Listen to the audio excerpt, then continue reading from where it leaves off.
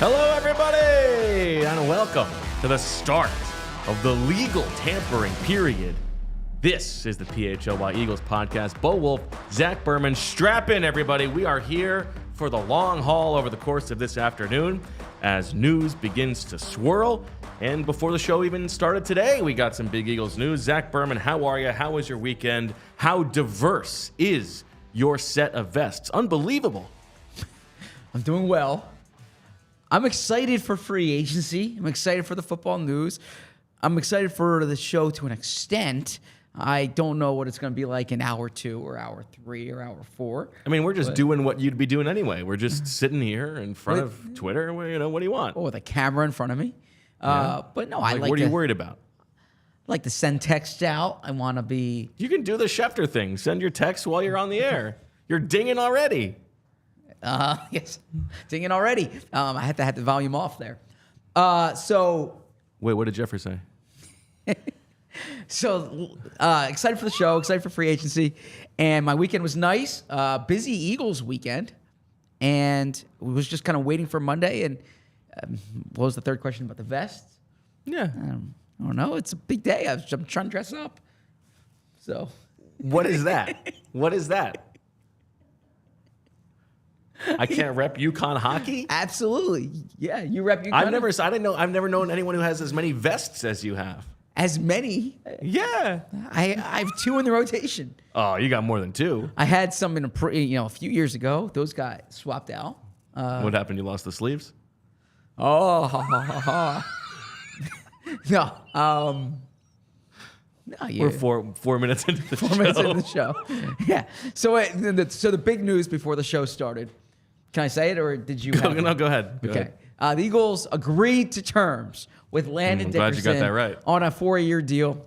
Big move for the Eagles. According to multiple reports, he's signing for he'll become the highest paid guard in the NFL based on average annual salary at $21 million. Before this was Chris Lindstrom at $20.5 million.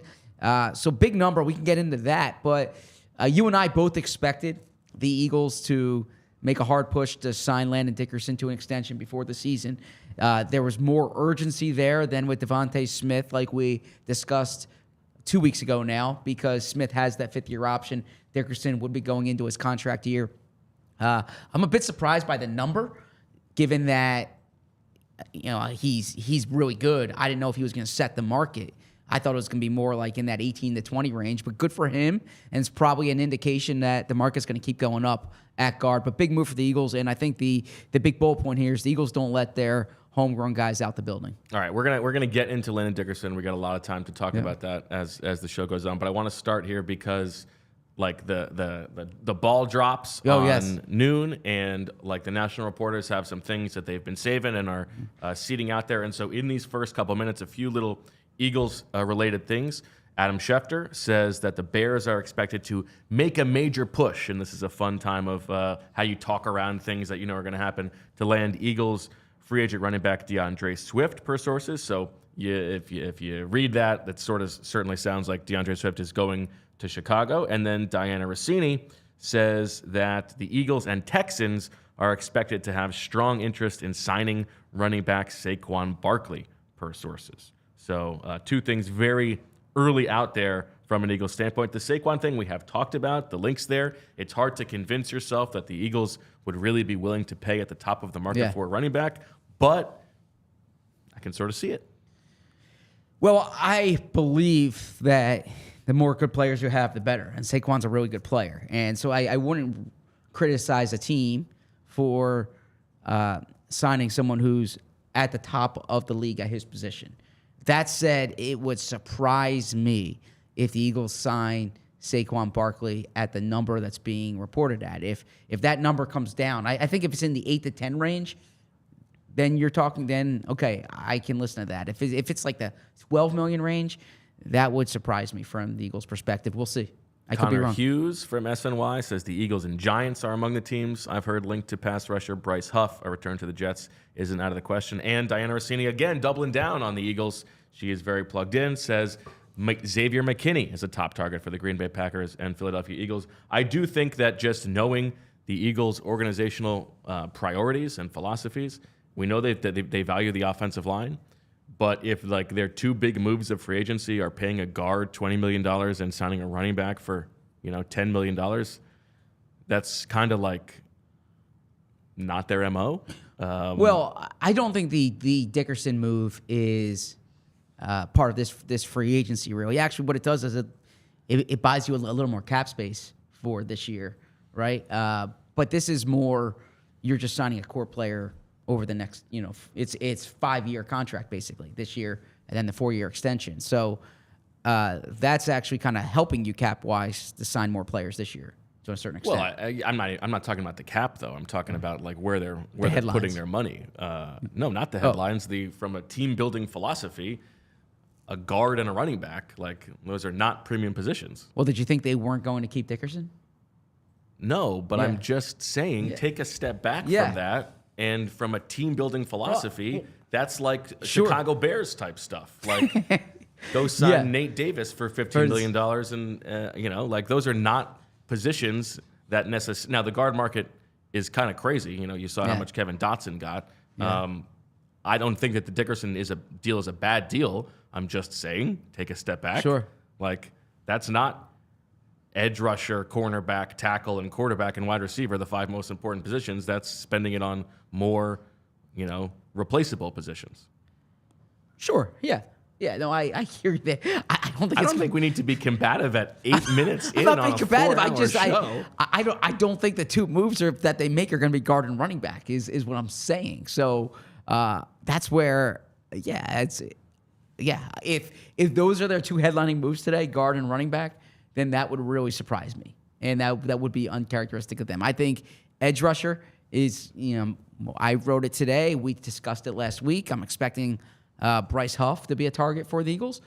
We talked yesterday's show, and then we had a thing on Saturday about potentially trading Haason Reddick and or Josh Sweat. So there's going to be edge rusher movement. We've talked for a few weeks now about them going after a safety. I think they pay money at safety. It's just a matter of how high they're willing to go. You were on the Xavier McKinney train before anyone else was.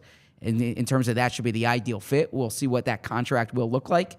I'm sorry, I got the algorithm.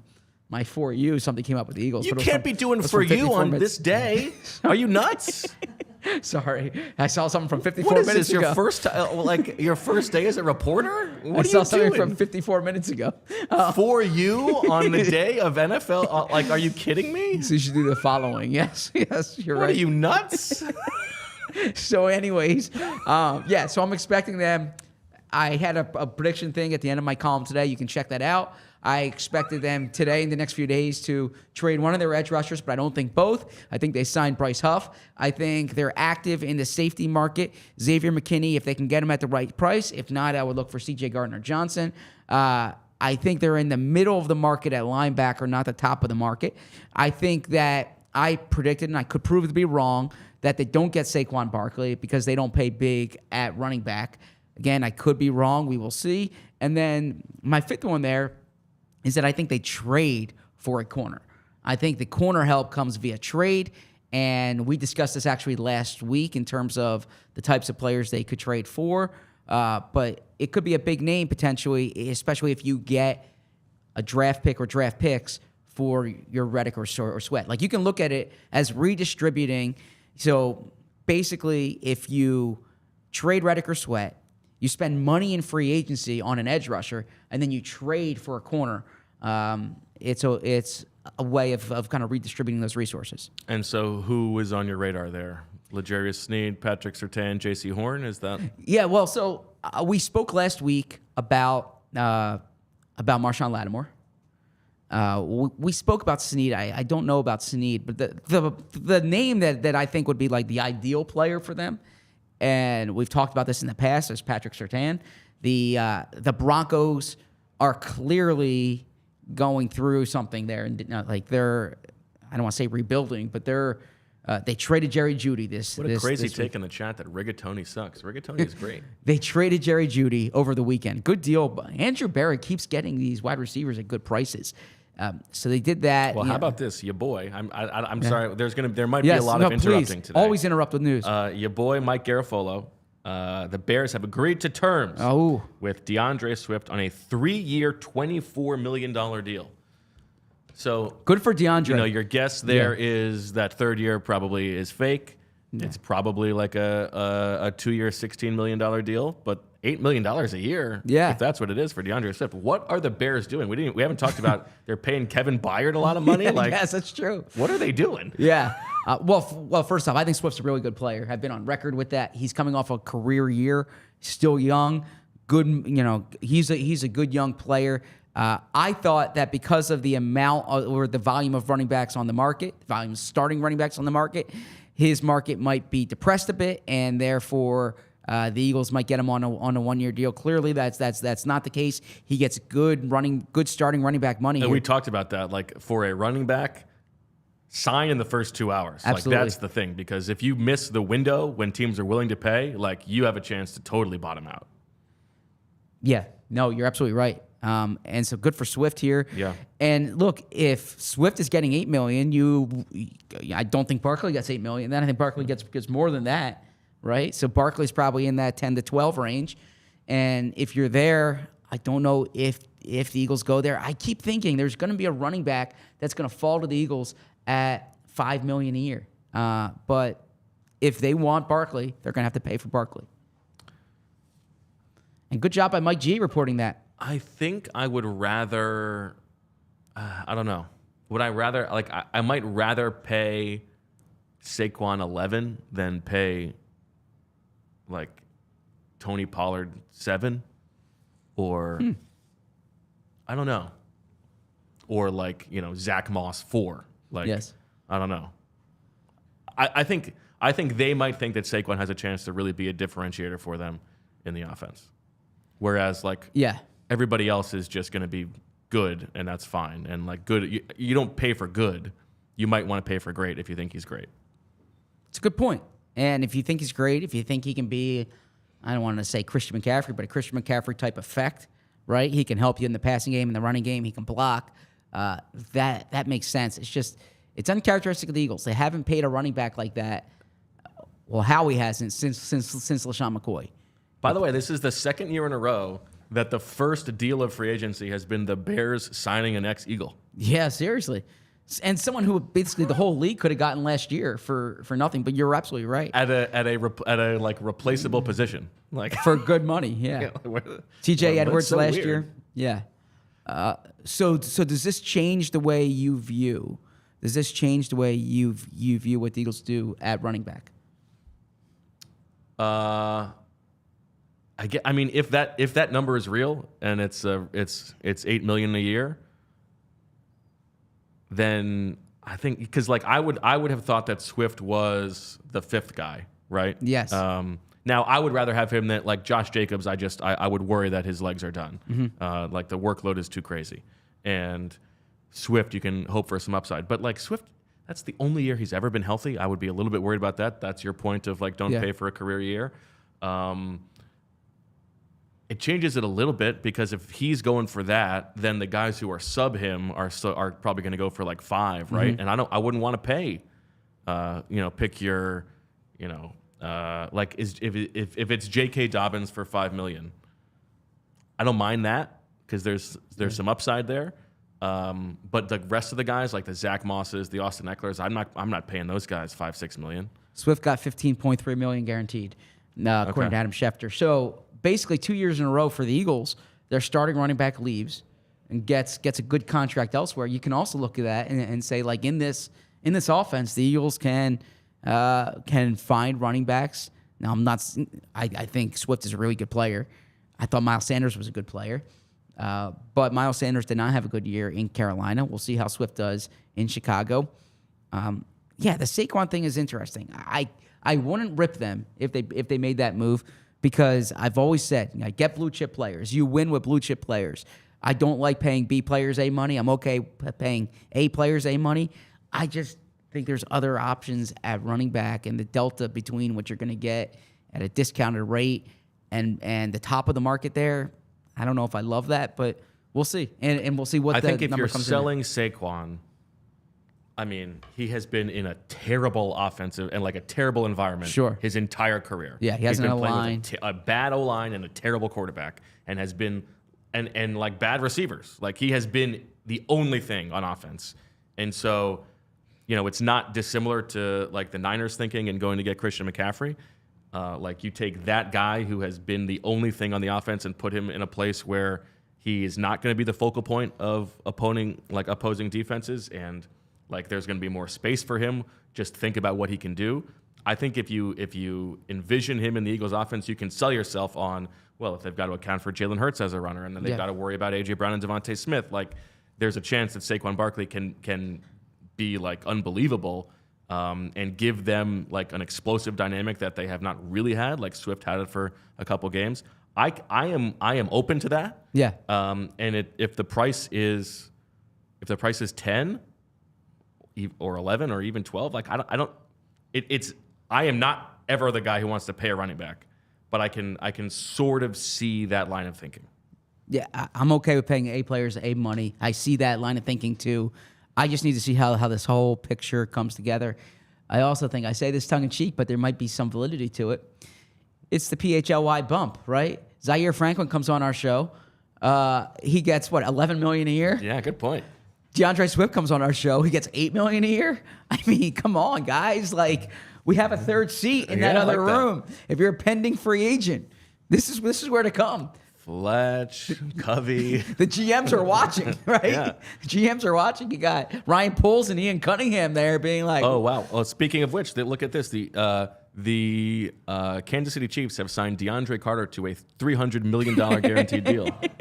He actually had me going for a second. It looks like Deion Dawkins, Temple's own, South Jersey's own, is being released, it looks like. He says it was good while it lasted. Buffalo, peace out. That's the emoji. Buffalo is really getting rid of everybody. Everybody, yeah.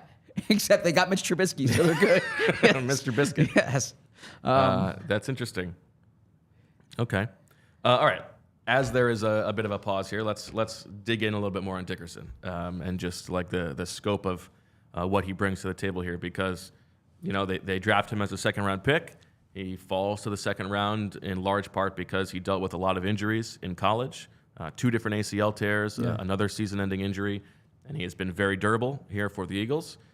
Certainly, I would say that whenever Lane Johnson retires, like you expect that Landon Dickerson is the best offensive lineman on the team. Yeah, he has the versatility. I think obviously they like what they have with him and Mailata playing next to each other.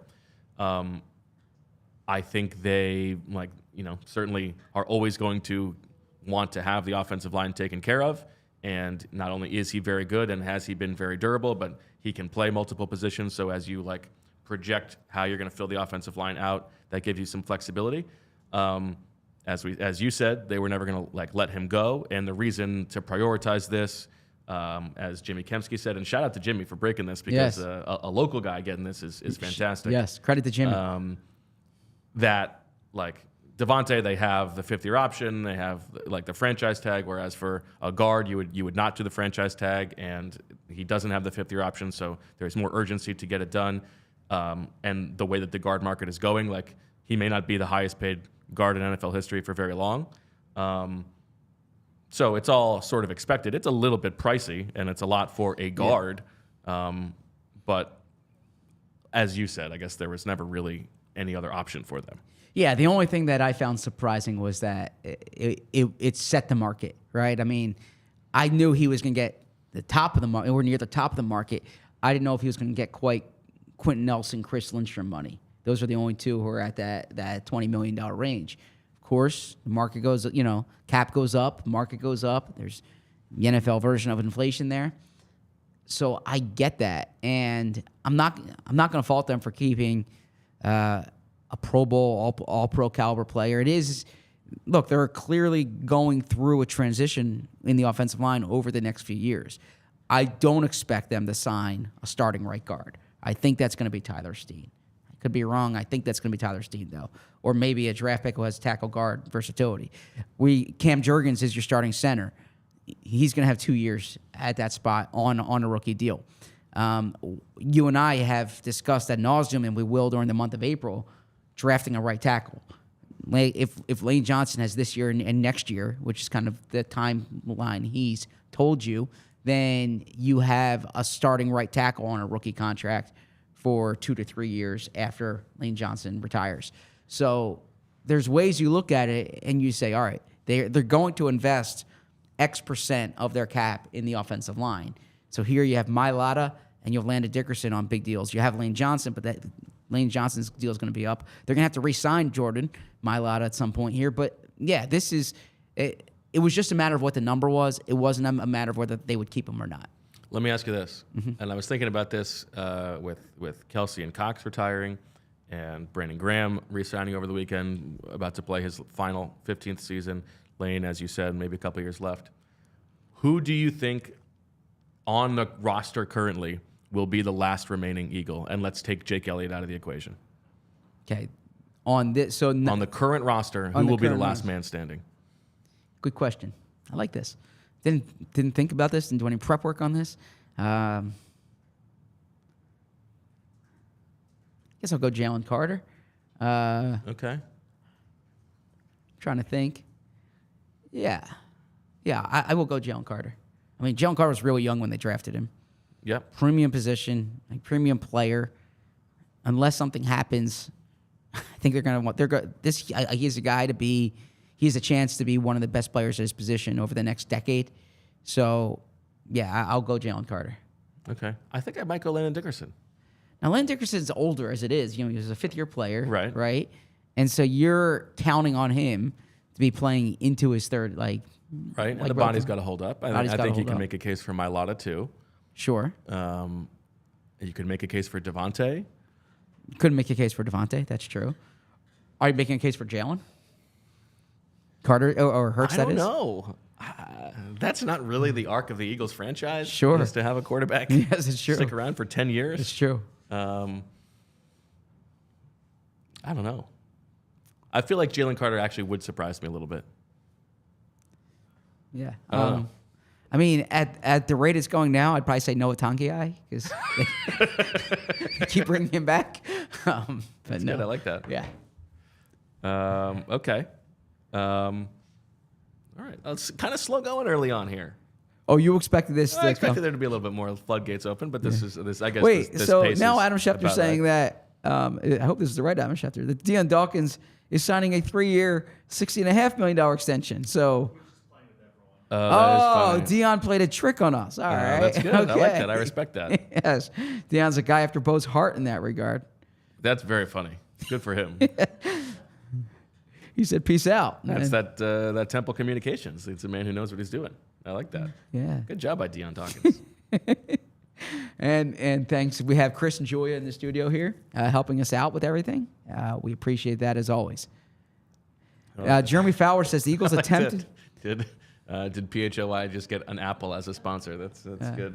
Jeremy Fowler says the Eagles attempted to re-sign DeAndre Swift before the tampering period with an offer, but Swift waited it out and cashes in. So interesting. What's interesting there is if you thought like they were confident they were getting Saquon, that's not the case if they were trying to keep Swift. Again, I thought they would try to maybe.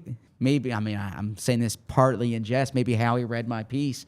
If I were Howie Roseman and said, DeAndre, there's 8 guys on the market here. You sign a 1-year deal with us. You hit the market next year at 26, and then you can get a 3-year, $24 million deal.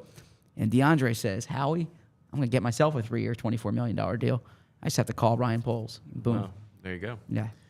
Today is also a fun, like how the sausage gets made, just watching the news disseminate, like how you can pretty reliably count on one of the major guys will break who's going where, and then the other one will quickly follow up with the contract details. Yes. And like, you know, the Landon Dickerson thing from this morning, like, you know, Jimmy Kempski breaks it, but like then they couldn't let him have it. Like, you know, like then they got to push out the Eagles announcement. It's like last night. It's like within 75 seconds of each other. It's like Schefter, then Rappaport, then the Russell Wilson video of the Russell Wilson signing. Like, can't you just let Russell Wilson announce that one? Maybe, I don't know. I don't know. It's just I don't know. They all have jobs to do, right? I don't. But the Jimmy thing, I'm with you on, right? But the Schefter, Ian, those guys are doing their jobs. Garofalo, They're doing their jobs. I respect it. Yeah. Yeah. I'm not debating that they're doing their jobs. You're debating what? I'm not really debating anything, Gotcha. although I could debate something, but I'm not going to do that now. All right. How was your weekend, Zach? I had a nice weekend. I took my son to basketball on Saturday. He played. He didn't have his best. He didn't have his best Saturday. He had some other ones that were good, but he loved it. We had fun. We went out for pizza afterwards. Nice. Then the Eagles. Then I taped a video that you can find on PHLY on our YouTube channel about, and thanks to Julia for helping me out with that on kind of the news on Saturday. The Brandon Graham news came out. The Josh Sweat news came out. So did that. Yesterday I had some book work. Like I was working on a book that I'm working on. Nice. When I said book work, I thought it would sound like I was, doing bookkeeping. Bookkeeping, yeah. Okay. I was working on a book. Okay. And Flex. is that a flex? Writing a book, yeah, I'd say so. It's better to it's a flex when you've written a book, not writing a book. Yeah. I mean, you've got a book deal. I feel like that's a flex. Well, thank you. Pretty clearly, yeah. Okay, all right. We've already congratulated you on it. That everybody yeah. knows about this. Yeah, so I was working on that, and then came Fletcher the Cox. definitive Jay Liggins biography, right? I would love to write that. That was a fascinating story. 2019 was a fun year. Creative heater. And then the Fletcher Cox news came out, and that consumed a lot of my time and attention. And then had a nice dinner last night with family, and Sunday dinner. Yeah, Sunday dinner, and then last night I started working. I had to file some expenses for work, and I got to do that. And then I caught Curb Your Enthusiasm, and I watched the United States of Scandal. So that was my, and I had the Sixers on in the background, of course. Okay. No Oscars for you? No Oscars. Your favorite documentary won Best Picture. Yeah, it was a good picture. Yeah, I expected that. That was the only one that I saw of all the ones. I want to give. I wanted to watch Maestro because the lead actor went to Julia's high school, but haven't watched that yet. Gotta watch it. I love the story of you using the Bradley Cooper line and in your speech to the students so much. I think that is so funny. Yeah, it it's didn't work so out. funny that you thought that was going to land well. Thought it was going to land. Did not land. Did not land. They're not fans of comedy, I suppose. Yeah. Tell me about your weekend. It's also such a different audience. Like it's like these high school kids. Like they're like. Yeah. Tell me about your weekend. Funny. Good weekend. You were on the road. On the road, yeah. Long road trip. Had the kids to myself this weekend. Rachel was out of town. We did the 5-hour drive up to Connecticut to go watch the UConn women. As you can see, take on Northeastern for the Hockey East Championship. Should we zoom in on the very first time? Yeah. They were trying to win the championship. Northeastern had won 6 years in a row, Zach, and no goals in the first period, no goals in the second period. Third period, UConn gets a 5-on-3 for 2 minutes, followed by a 5-minute major. No goals. Goes into overtime. No goals. And at this point, Casey and Jane, they had nothing tuned left. out, yeah. Well, it's not even that they had tuned out. It was just like they were at the end of their rope. And Gotcha. so, we had another 5-hour drive home. If this game goes into double overtime, unfortunately, we're going to have to call it. And with 35 seconds left in overtime, UConn gets the goal. And, Congratulations. Gets to celebrate. So it was all well worth it. And Did you rush the ice? Did not rush the ice. You might say that, taking both kids on a 5-hour road trip by yourself makes me a hero. That's true. I would agree with that. But then we had my sister Eve come back to us to Philadelphia. Had a good weekend. So, yeah, it was all worth it. Congratulations to the Huskies. Elizabeth Wolf, what a coach! And it was fun to watch them celebrate. Now they've got they go to the NCAA tournament for the first time. They've got Minnesota Duluth in Columbus on Thursday night, and if they win that, they take on the number 1 seed Ohio State Buckeyes. How is Mini Duluth? A good squad? I don't know. Gotta figure that out. I don't have a Their men's team. Yeah, there's too much like the powers that be weight everything towards those Midwest teams. Too much. It's enough. Spread the wealth. Spread the wealth. Okay.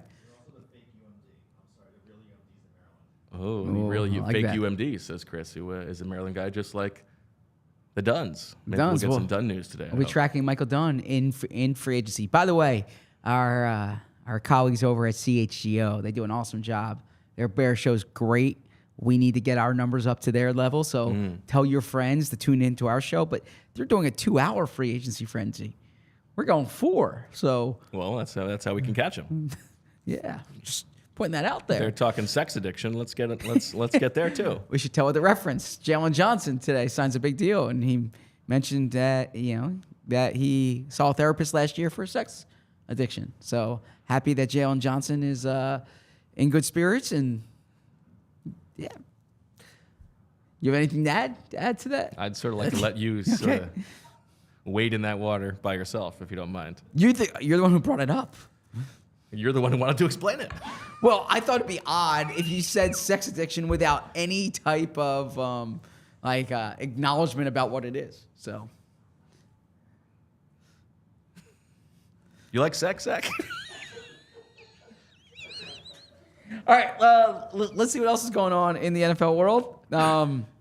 We should say Demario Davis. We should say Demario Davis. He reworked the final year of his deal, according to Adam Schefter. So he replaced a 2-year, $17.25 million deal with one that now has $13.25 guaranteed. So linebackers early on are doing okay between Zaire Franklin and between... Demario Davis is... How old is he? He's 35 years old. And now he figures to finish his career with the Saints. So the Saints investing in linebacker play. And other than that, it's been a little quiet. Now, I went on record with some of my predictions. What's your prediction? Yeah, I saw you tried to steal Blake Cashman after you, all right, you forcibly eliminated him. I didn't try to steal Blake Cashman. Okay? All right. I didn't try to steal anything. I was simply kind of putting some dots together of... things that you're hearing, things that you're not, players who are hitting the market, players who we didn't know who would hit the market. Anyways, get back to what you were saying. What predictions are you expecting? I don't know. That's what I like about this is, as we talked about on Friday's show, this is when they have to tell us the truth.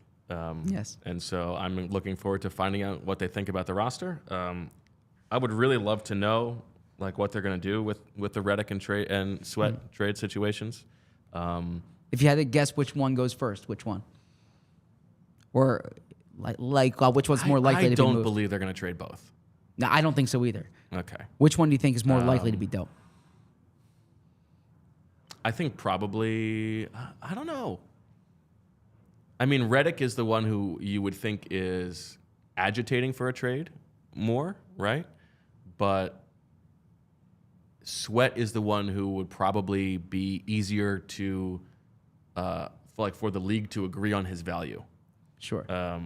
Whereas Reddick is, there's a little bit more unknown around the league. Although I do have to say, like, going off of the fact that Reddick didn't have a big market when the Eagles signed him is not necessarily, like, the most telling thing because he had 2 good years since then. Like, he has proven to be, like, a reliable player over the course of 4 years now.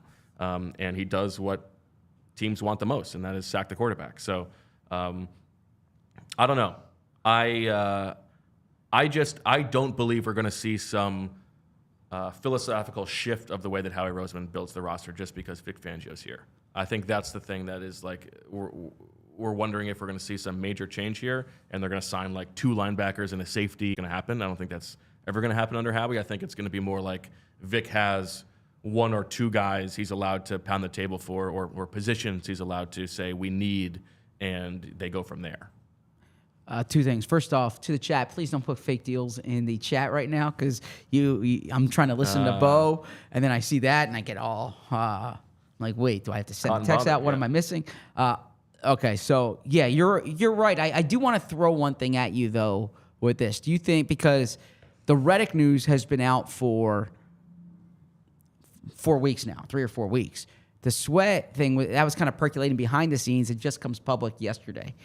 playing a little, trying to, I don't want to be skeptical, but maybe the Reddick market wasn't what Reddick thought it was going to be or what the Eagles thought it was going to be one way or the other. And do you think they wanted to raise the stake, the sweat market? Maybe it's like, all right, Reddick's going to come back because either he's not getting the number that he wants or we can't get the comp that we want. They're thinking that. So it's like, well, we have this plan of trading one of the edge rushers, and now we need to pivot to the sweat market. So let's put that out there to try to drum up interest in the sweat market. And we're saying that we're willing to deal both to keep that. I think it helps their leverage to say that they're willing to trade both for both of them. Yes. And it also goes to your point of if they are plotting out what their big moves are and they want to say we need to trade for a premier corner, but we need to get some capital in return to do that, and we're not getting that from Reddick. What if we could get it from Sweat? Would we be willing to do that and then sign Reddick? I think it absolutely helps them to have it out there that, get your best offers in for both of these guys, and we can go from there.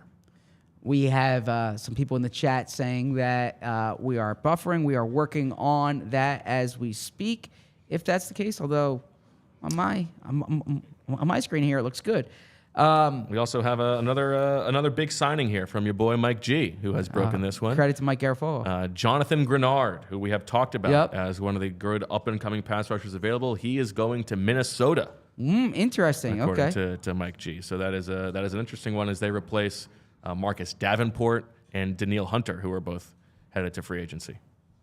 Yes, and they were, for Eagles' perspective, there were rumors of them being in the Andrew Van Ginkel market, okay? Because there's obviously a connection there with Brian Flores. They need edge rushing help. If their money goes to Jonathan Grenard, then that takes an edge, that takes, or it opens up the Van Ginkel market. The other thing too is I think Grenard was the top available edge rusher on the market. I think Bryce Huff fits the Eagles more, but the Grenard money could dictate the market for Bryce Huff as well. And yeah, shout out to Mike Garofalo. Was texting with him this weekend. He is he's awesome. He's the best. I was listening to a podcast that he was on, and I said anything Mike's on, I'd listen to, and I would tell the audience to do the same. It's working for me as well, and I see the chatter going. Yes. But I don't know what's going on, guys. Okay. And so ours is working because we're on the same internet? Because, if I open it up on my page, it works. Yeah. Then I'm going to go to my cell phone here to see. I just put my cell phone internet up. What's your read on Grenard? Well, before we get to my read on Grenard, I'm going to take this opportunity to tell you about Miller Lite, Zach, because just like I don't think Howie Roseman's roster building philosophy is going to change much over the years, neither has Miller Lite, because the great taste of Miller Lite is the same that it was when they were the original light beer in 1975. Miller Lite has more of the taste you want and less of the taste you don't. If you're just hanging out with the fellas tonight or the ladies, talking about what a crazy first day of free agency it was, you're going to want to be sucking them back. We're talking about those Miller Lites, baby. Times change, but you can always enjoy the great taste of Miller Lite. Tastes like Miller time. To get Miller Lite delivered right to your door, visit MillerLite.com/PHLYBirds, or you can find it pretty much anywhere that sells beers. Celebrate responsibly. Miller Brewing Company, Milwaukee, Wisconsin, 96 calories per 12 ounces. The original light beer since 1975. Our friends at Miller Lite. And I am pulling this up here. Game Time. Let me tell you guys about Game Time because I went to a good comedy show last week. Really enjoyed that. Nate Bargatze, big Nate Bargatze fan. And there's a lot of big, Sixers games coming up and Flyers games coming up. The Phillies are around the corner.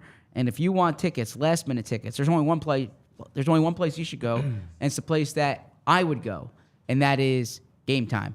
Buying tickets to your favorite event should not be stressful. Game Time is the fast and stressing over the tickets and start getting hyped for the fun you'll have. They have flash deals and last-minute tickets. Easy to find and buy tickets for every kind of event in your area. Image of seat views, which I always enjoy, and lowest price guarantee with event cancellation protection, job loss protection as well. You can get images of your seats before you buy, so you know exactly what to expect when you arrive. Buy tickets in a matter of seconds. 2 taps and you're set. Tickets are sent directly to your phone, so you never have to dig through your email. Tickets make a great holiday gift if you're getting like a St. Patty's Day gift or something like that. Snag the tickets without the stress with Game Time. Download the Game Time app, create an account, and use code PHLY for $20 off your first purchase. Terms apply. Again, create an account and redeem code PHLY for $20 off. Download Game Time today. Lowest price, or last-minute tickets, lowest price guaranteed.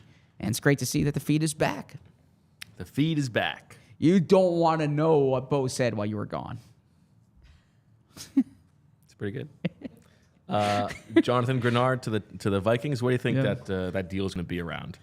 So Mike G breaks it. Let's see what Schefter tweets about the 21 and a half money. a year is my guess.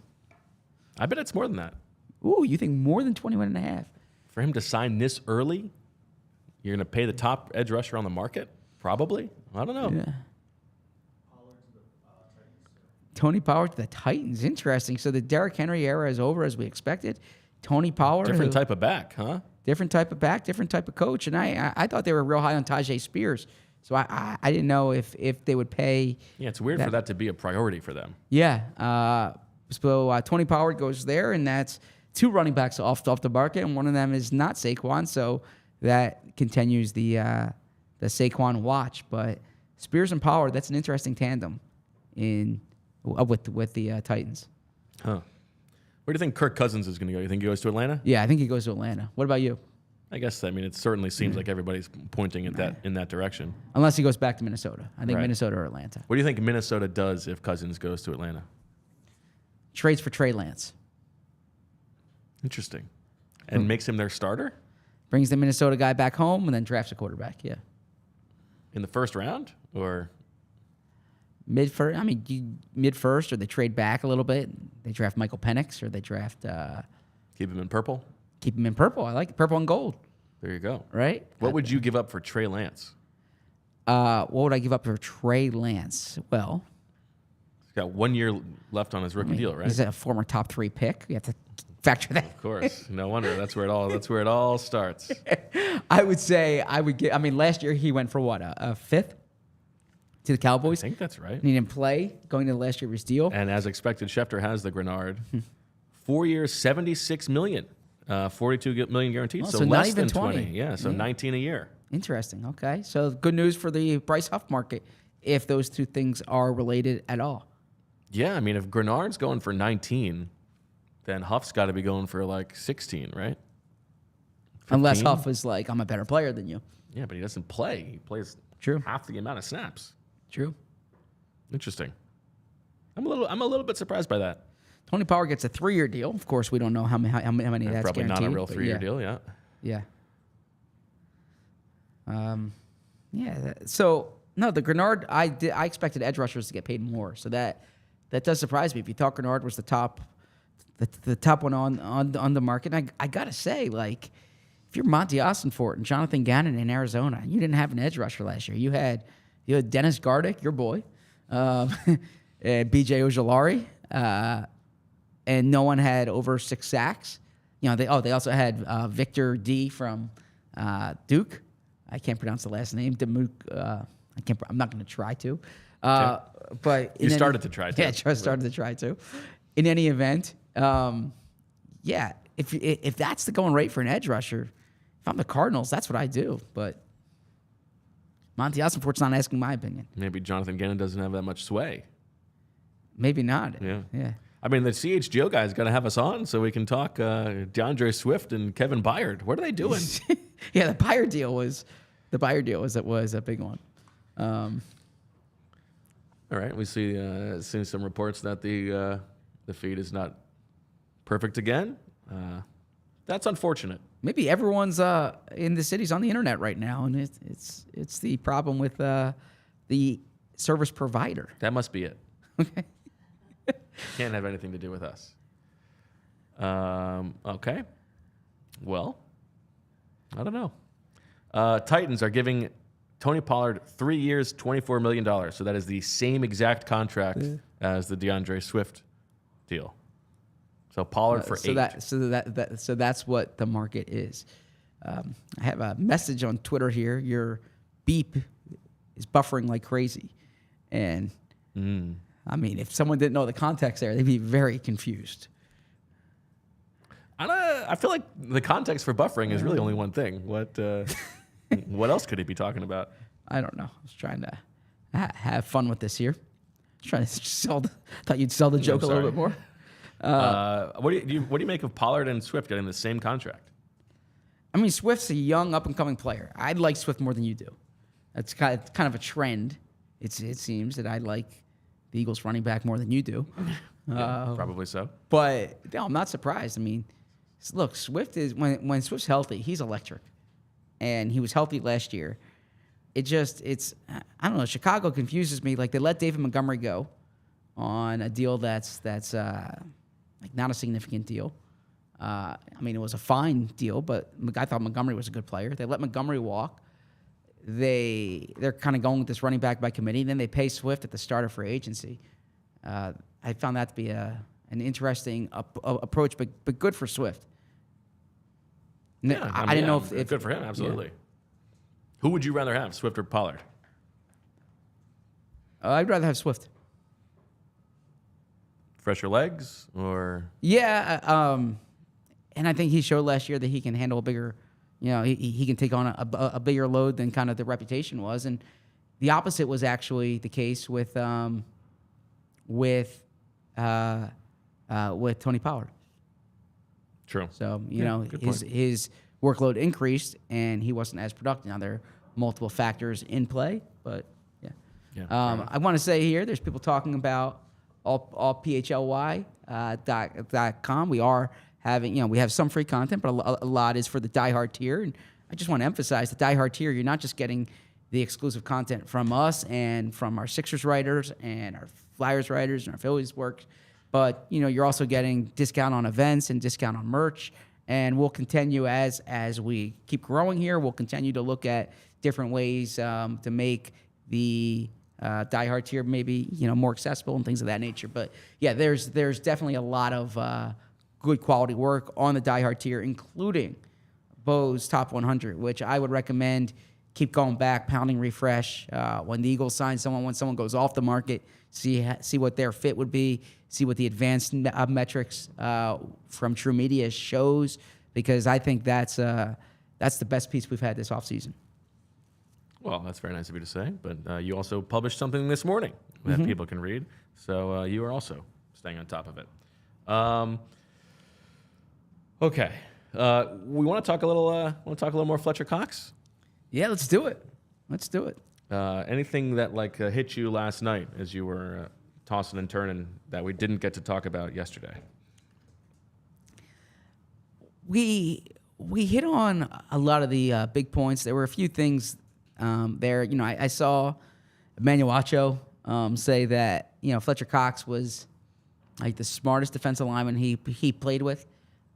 He would know exactly where the plays were going. He would call out the shifts on the line, and Fletcher was such a valuable piece of so many different groups of defensive linemen that the Eagles had. And it's interesting, he played next. There was early in his career, Cedric Thornton was the one next to him, right, and Benny Logan, and then he gets to a point where he's playing with Tim Jernigan, and then he's playing with Javon Hargrave, and they wanted Malik Jackson to be a pair. But something that I didn't mention yesterday, and it's not just the defensive lineman next to him, it's like the edge rushers. Connor Barwin was a great pass rusher for the Eagles, a really good player. But Connor Barwin's Pro Bowl year came when Fletcher Cox was at the top of his game. And I remember Connor saying a lot of those sacks were due to Fletcher, right? The attention that Fletcher receives. And Jeffrey Lurie in his statement had something there that he talked about the respect that opponents gave him, opponents' game plans were built around him. And I remember Jim Schwartz giving a line that said, every team we play against puts 91 on their board. and that's how they start their week. Like, yeah, we have to figure out how to play against 91, and I think that sometimes we get, and when I say we, and like the royal we, get caught up in like the stats of it, and like sacks are important, obviously, but at that position, a lot of it is what you do for everybody else, right? And Fletcher Cox made a lot of players a lot of money and made a lot of players better during his time here with the Eagles. Chris Long said the same thing on Twitter. Yeah, I mean, and you're right. That position, it becomes difficult if he is absorbing, double teams all the time. And as I said when we talked, like he sort of helped me like change the way that I watched those guys. He was an unbelievable player and deserves to be feted as such, but didn't ask to be, just sort of sent it out. Yeah. And on a Sunday, I liked your how appropriate for Fletcher Cox to be doing it on a Sunday.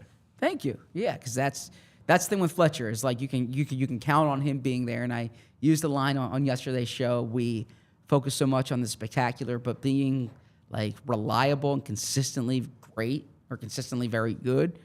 There's a lot of value in that, in knowing that you're getting this high baseline week in, week out. There you go.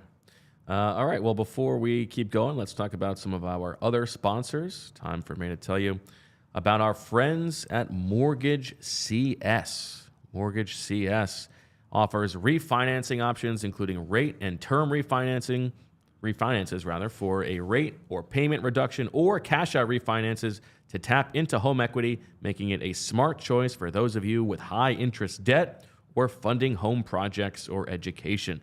The spring purchase market is almost here and it's heating up quickly. Many clients, especially first-time home buyers, are reaching out as they want to be ready when the rates drop. But this is what everybody's doing. Given the limited inventory and strong demand, competition will remain extremely fierce this year. Get in touch with Mortgage CS to prepare and ensure you will be able to stand out and make the strongest offers possible.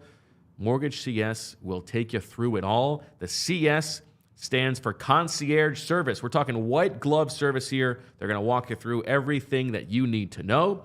Mortgage CS is licensed coast to coast in California, Colorado, DC, Delaware, Florida, Massachusetts, Maryland, New Jersey, Pennsylvania, South Carolina, Virginia, and Washington. So don't forget to spread the word to friends and family in these areas. They are here to educate and empower their clients, and they provide exceptional customer service and are available 24/7. Both the owners, Alec and Ben, can be reached at any time. When you hear the word mortgage, think of Mortgage CS. Think of Ben and Alec. Save Ben's telephone number, 267-391-7425 to your phone, and email ben@mortgagecs.com. Call or text Ben any time of day or night. He's there. If you just want to talk Philly sports, he can do that too. So check out mortgagecs.com/PHLY to get started. The advertisement is not a commitment to lend or extend credit. Mortgage CS is an equal housing opportunity mortgage broker. All loans are subject to credit approval. Certain restrictions may apply. Company NMLS ID 1464766. Visit mortgagecs.com for more information. And a few minutes ago, I talked about our diehard tier, and I mentioned the events. And you might be sitting there at home watching our stream thinking, like, what events? Well, we have some great events coming up. You can join Charlie, Bill, and other PHLY hockey diehards at the Wells Fargo Center this Thursday, March 14th, as the Flyers take on the Toronto Maple Leafs. Big game for the Flyers. And will be without their head coach, so be interesting to watch. Limited tickets are available. Takeover tickets include pregame meetup with the PHLY crew and a game ticket in the assembly room to enjoy all the game with the other diehards. You can also check out all our upcoming events at allphly.com under the event calendar. And an event that I'm excited to follow. I won't be there because I'll be here at work, but you can follow our PHLY Phillies team for details on opening day. They'll be hosted at Bet Parks Casino and Sportsbook. With the Phillies season coming up, there's a lot of great stuff on tap with our Phillies coverage. And like I said, you can become a diehard on allphly.com. You can get one of these great shirts. We're going to have more merch coming, and it's just the start here at PHLY. Nicely said. All right, Julia, should we be restarting the stream, do you think, or should we just keep on plowing ahead? Okay. The Wi-Fi power has come back up, so we're going to stick with it as we close out hour 1 of 9. 9? Got me worried there. You got a game tonight, Zach. We have a game tonight, yeah. You're on the team. Yeah, my team, yep. Yeah, so... who are we playing? What's the scouting report? A team has good athleticism, tough on defense. We were in it with them earlier this year. Or is this the 1 seed? I think it's the 2 seed that we're playing. 2 seed, okay. So you guys were the 3? No, I think we beat the... How many teams are there? No, there were 2 teams that got buys, so... Okay.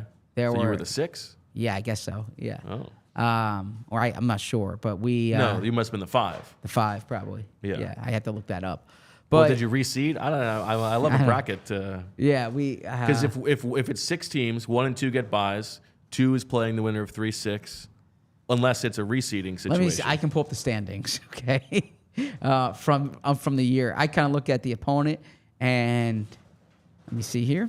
You're taking it week to week. You're focusing on. That's definitely what I'm doing. Yeah. But we have.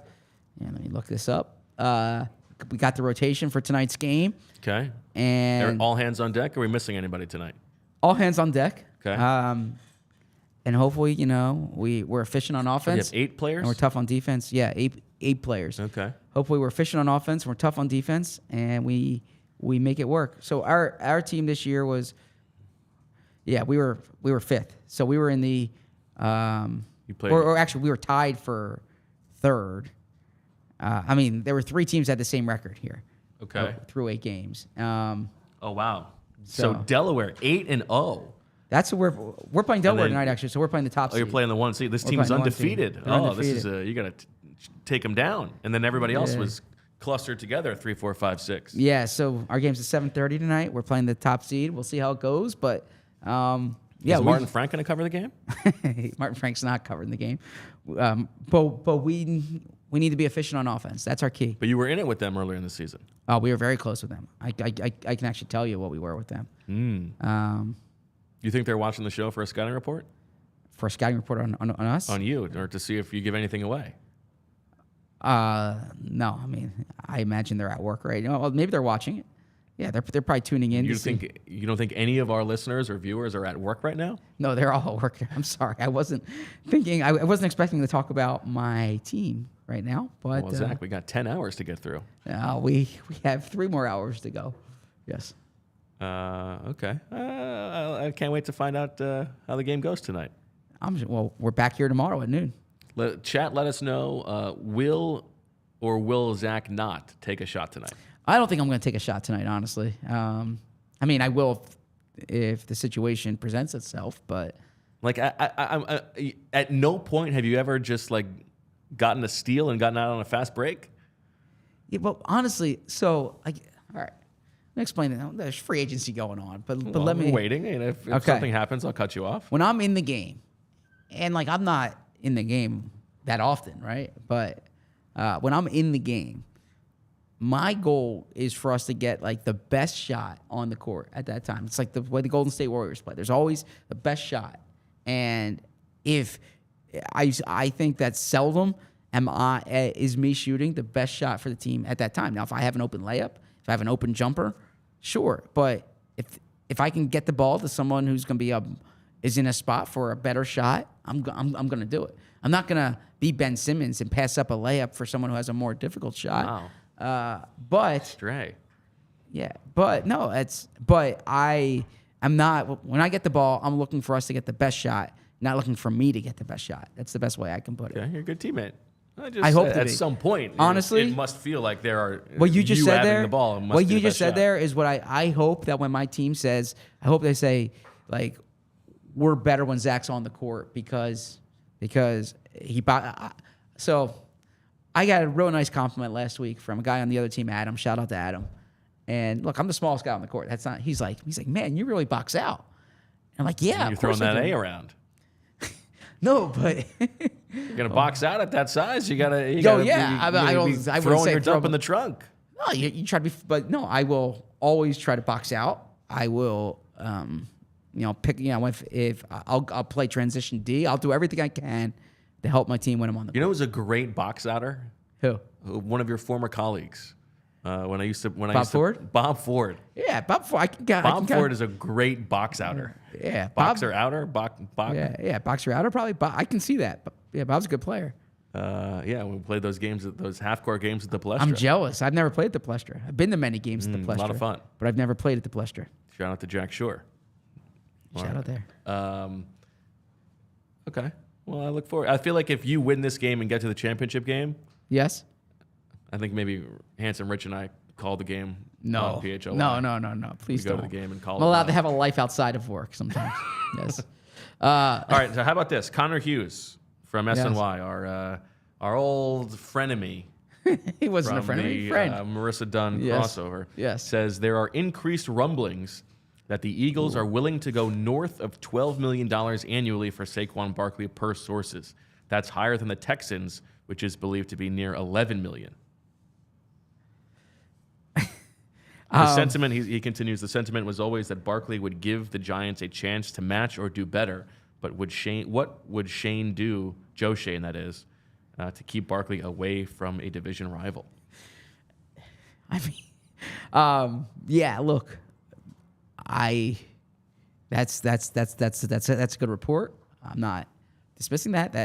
That strikes me as a report that is trying to get the Giants to act, right? That the Eagles are really pushing it. What will the division? What will you guys do to keep them away from the Eagles?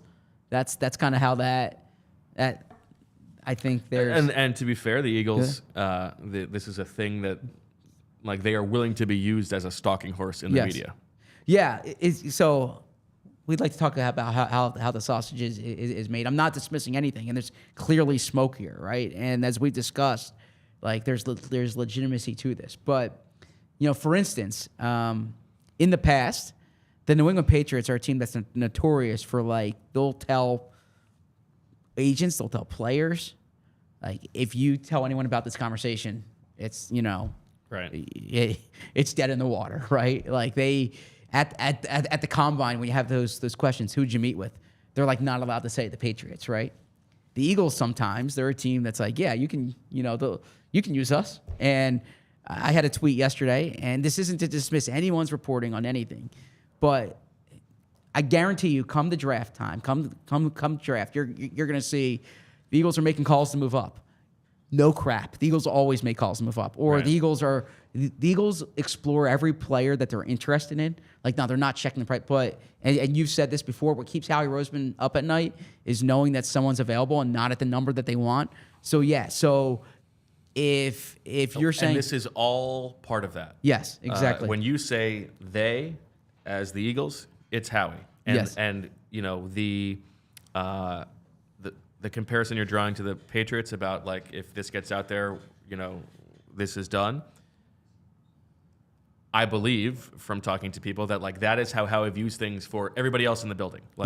He or the very small people in his circle who are dealing with these information brokers around the league, they are the ones who will be playing this game. If other stuff gets out, he's going to be very angry about that because, as you said, he wants to know everything, and part of knowing everything is being the go-between for if the national reporters or other GMs want to know what's out there or what the market is for guys or who might be interested. He wants to be the one who is part of that conversation, and if that means use me in this way to put our name out there, that's fine because it's part of the relationship that is you're gonna break this. We're going to give this to you. You're going to get the contract terms. We're going to give this to you. That relationship is very much a part of the way that he is plugged into the ecosystem of the league. Well said. You're right. The information part of it's huge. And additionally, sometimes, let's say Bo Wolf is playing for the Denver Broncos, and I'm covering the Denver Broncos, and Bo Wolf's a free agent in demand, and I want to see if Bo Wolf's coming back, and I'm calling Bo Wolf's representative, Rachel, and I'm saying, Rachel, what's the latest with Bo? And it's like, She's way too busy to know. Well, the teams that are interested are XYZ and the Eagles. Yeah, because the Eagles, if they're interested in Bo, they're going to call and they're going to find out what that number is, right?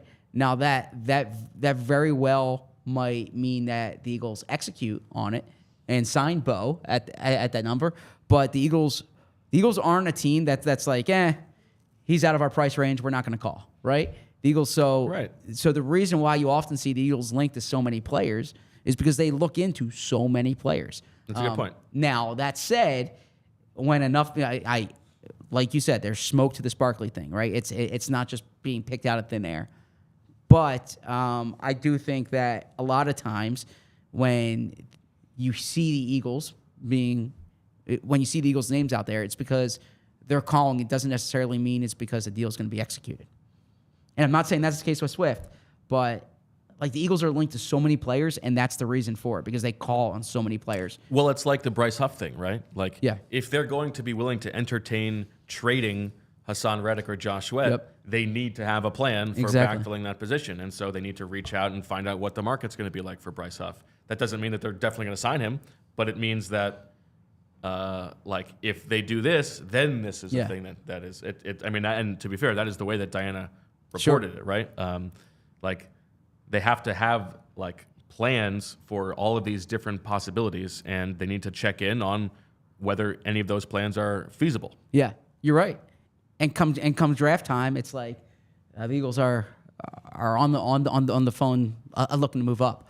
When was the last time the Eagles stayed at their actual spot in the first round? Like, they're always on the phone looking to move up or looking to move down. So that's why I'm saying this is how the Eagles do business. They are not a team that sits on their hands typically, and they're a team that likes to be in on every player. And by the way, this is how you land C.J. Gardner-Johnson in a trade, because you call. I've used this example in the past.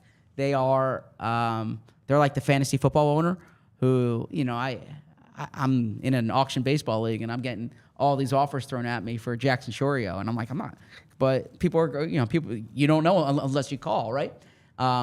There was a story that I've written about, and I talked on our former show about this. There was a player that someone told me, this guy's getting cut, okay? Like, rock solid source telling me this guy's getting cut. And I go and I check, because you have to get it confirmed or checked. And I'm told, no, hold on here because he might get traded. And I'm like, I heard he's getting cut, like from a source like as close to this as could be. It's like, no, and I thought I was being played, and then sure enough, the Eagles got something for the guy, and I'm like, oh man, okay, so there's something to this. So yeah, that happens quite a bit. Interesting. What did you make of Russell Wilson to Pittsburgh, your boy? Great signing by the Steelers. First off, yeah, it cost them nothing. Yes. Right, because Denver's paying the salary. True. If you're not, unless you're going to trade for like Justin Fields, who was a high draft pick you must have liked. But where are you getting your quarterback upgrade this year if you're Pittsburgh? Well, which would you have rather done? Well, given the trajectory that Pittsburgh's in, I probably would have traded for Fields. That said, you just spent a first on Pickett. Like, you can, in theory, talk yourself into this alternate, this dual timeline where you have Russell Wilson for this year. You see what you have in him, and you can still develop Pickett, right? I'm not saying that's the case. If Russell Wilson wins that job, Kenny Pickett is not a part of their future at all. Wow, what do you think, they cut Pickett? Well, I don't think they're going to cut him, but he's a backup. Like, a first round pick doesn't lose the job and then regain it. I mean, it didn't work out. The Jets' plan last year was for Aaron Rodgers to be the quarterback and Zach Wilson to be on ice. Give me a break. How'd that work? You're right. I hear you there. But no, I think Russell Wilson, why not? If you're the Steelers, why not? It costs you nothing. It's like a minimum salary because the Broncos are paying. Yeah. I do like the framing that Mike Tomlin is like trapped. It's like he's Phil Connors in Groundhog Day, and he continues to test the limits of like, can I still get a winning record if I do this? It's like a game to him. It's like, he's trying to like kill himself in all these different ways, and he keeps waking up just 9-8 again.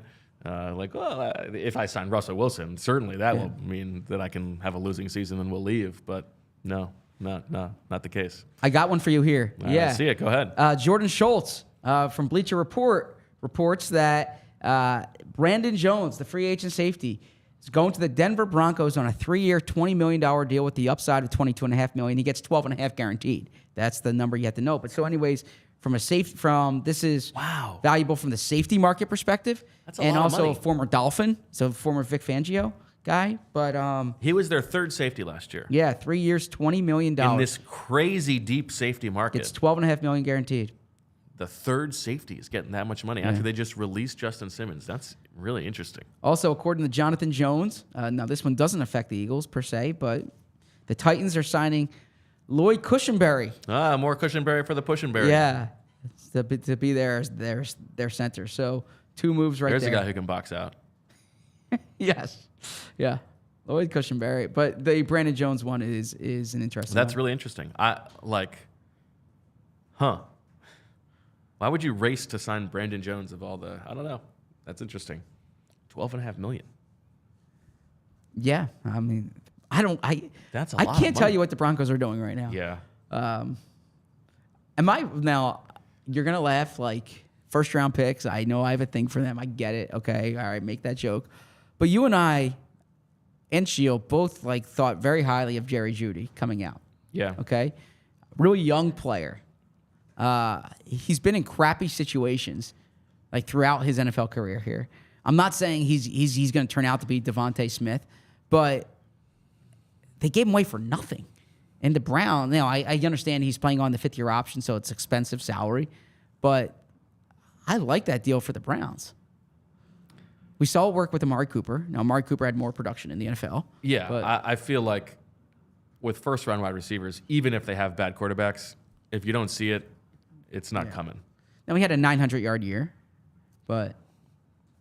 How disappointing would it be when you were evaluating him as a player if the pennant you were hanging was he had a 900-yard year? Fair. Look, I am with you there. But didn't you think he would get more than what he got? I don't know. I guess I hadn't really thought about it. Yeah. But I mean, certainly, I think it makes sense for Cleveland. I just don't get what Denver's doing. I just don't think he's ever going to hit the level that we thought he was going to hit. Like, he's just not good enough. Yeah, Denver. I keep seeing. I saw something. Sean Payton opened up $24 million in cap space and got 2 draft picks. He got rid of like all his good players, right? Outside of Patrick Surtain. Yeah, which is something to monitor with Patrick Surtain. Interesting. Okay. Dorrance Armstrong, according to Jordan Schultz at Bleacher Report. I gotta add Jordan Schultz to my list here. Then I close guess. to finalizing a deal with the Commanders, would reunite with Dan Quinn. Now, Eagles' takeaway here is not just the edge rusher market, but also the Commanders were considered a potential landing spot for Bryce Huff. They need 2 edge rushers. Okay, they traded both their starting edge rushers last year, but this is noteworthy here. That Dorrance Armstrong goes to the Commanders. Schultz,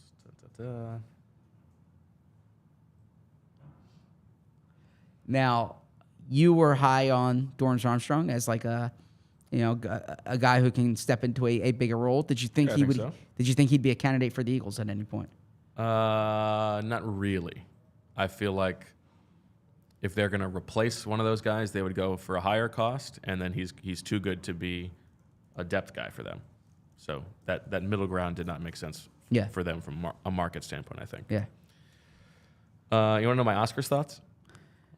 Yeah, let's hear it. and by the way, by the way, what smells so good? Is that like the bread? That's the garlic. I got some stir fry. Yeah. We got salads. It all smells Yeah. They ordered some. I don't know if we can give a free advertisement, but they ordered from a local establishment that is a chain. Big fan of it. I'll say it. Honey Girl. Yeah, Honey Girl, please advertise for us. Reach out to me. I've never had it before, but something over there smells delicious. Yeah, this. These are my Oscars. The Jaguars, Ian Rappaport says, are signing Gabe Davis to a 3-year deal at Gabe Davis, who, of course, I invented. That also means that means they're not bringing back Calvin Ridley, right? Yep. Most likely, I guess. I do like a Gabe Davis, but it's hard to get in a better situation than he had in Buffalo. True. But that's interesting. Yeah. Would you have kept? Would you have kept Ridley? And who do you like more, Davis or Ridley? Well, in a vacuum, Ridley, but given the draft pick, if they what is it? If they re-sign Ridley, it's a second round pick. It's a second. If they sign him in free agency, it's a third, and if not, it's a fourth or something. Is that like what that. it is? Okay, something like that. Given all of that, I probably would rather just pay for Gabe Davis. Keep the second, I guess. Yeah. I heard if they had re-signed him before, like today, it would have been a second. Yeah. Or before Wednesday, it would have been a second. If they wait till he officially is a free agent, Right. It's a third. Then it's a third, right? Yeah, exactly. So okay. Yeah. And it'll be interesting to see what the Bills do. Yeah. My Oscars broadcast thoughts. Oh yeah. I like a Jimmy Kimmel. First of all, my number one piece of feedback: what are they doing with the in memoriam segment? Like, we don't need to see the dancers on the stage. We can't see the screen of all the people who they're trying to memorialize. You can't read it. What are they doing? Show us the screen. We don't need to be zoomed out for that. If anything, that's the one time we don't need to see anything that's going on the stage. Ridiculous. You can barely see Andre Brower. Second. Yeah, how did Kimmel do? I thought he did okay. Okay, good. Yeah, I think you sort of know what you're getting with Jimmy K. I saw him live one time. Yeah, how'd it go? It's great. Yeah? Yeah, Emily and I were in L.A. Who do you think would win a boxing match between Jimmy Kimmel and Jimmy Kempski? Jimmy Kimmel. I'm taking Kempski, absolutely. Kempski. At the reach. He does have to have the reach. That's true. I don't know how Kempski is as a boxer. But you know how Jimmy Kimmel is? I don't know. Okay, didn't put much thought into that one. Sorry. I think of the Man Show. I thought for sure that you'd be on the side of your beat colleague. Yeah, I gave Jimmy a shout out. Broke the Landon Dickerson then you just story. threw him under the bus. I didn't throw him under the bus. You asked. I picked Jimmy Kimmel in a fight. Okay, I'll give Kempski the. I don't know. Yeah. Go on. Maybe your take is like if it's a barroom fight, then you're taking Kempski. But if it's more of the art of like the science of boxing, that Kimmel is the man. I don't have a strong take on this. Yeah. But go on. Yeah, more Oscar thoughts. By the way, did you ever see Oppenheimer? I still have not seen Oppenheimer. I've seen, I think, 6 of the movies, but I haven't seen Oppenheimer. You watched the Oscars, but you haven't watched the movie that the Oscars is basically honoring. Who's got that much time? Well, Oppenheimer's shorter than the Oscars. What time do the Oscars come on? Well, yeah, but I can fast forward through commercials. So you didn't watch it live? I did not watch it live. Wow. So what time did you watch it? You picked it up like 9 o'clock and then fast forward through? Basically. Okay. Yeah, we were done before midnight.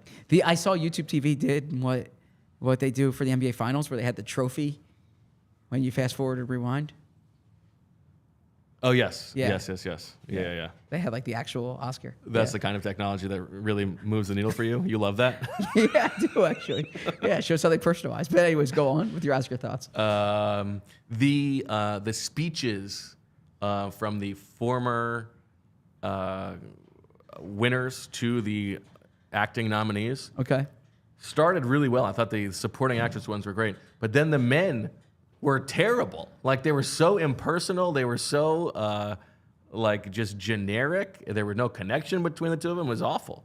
Thought the kudos to the women for coming prepared, but like let's get a little more homework from Nicolas Cage and Ben Kingsley, please.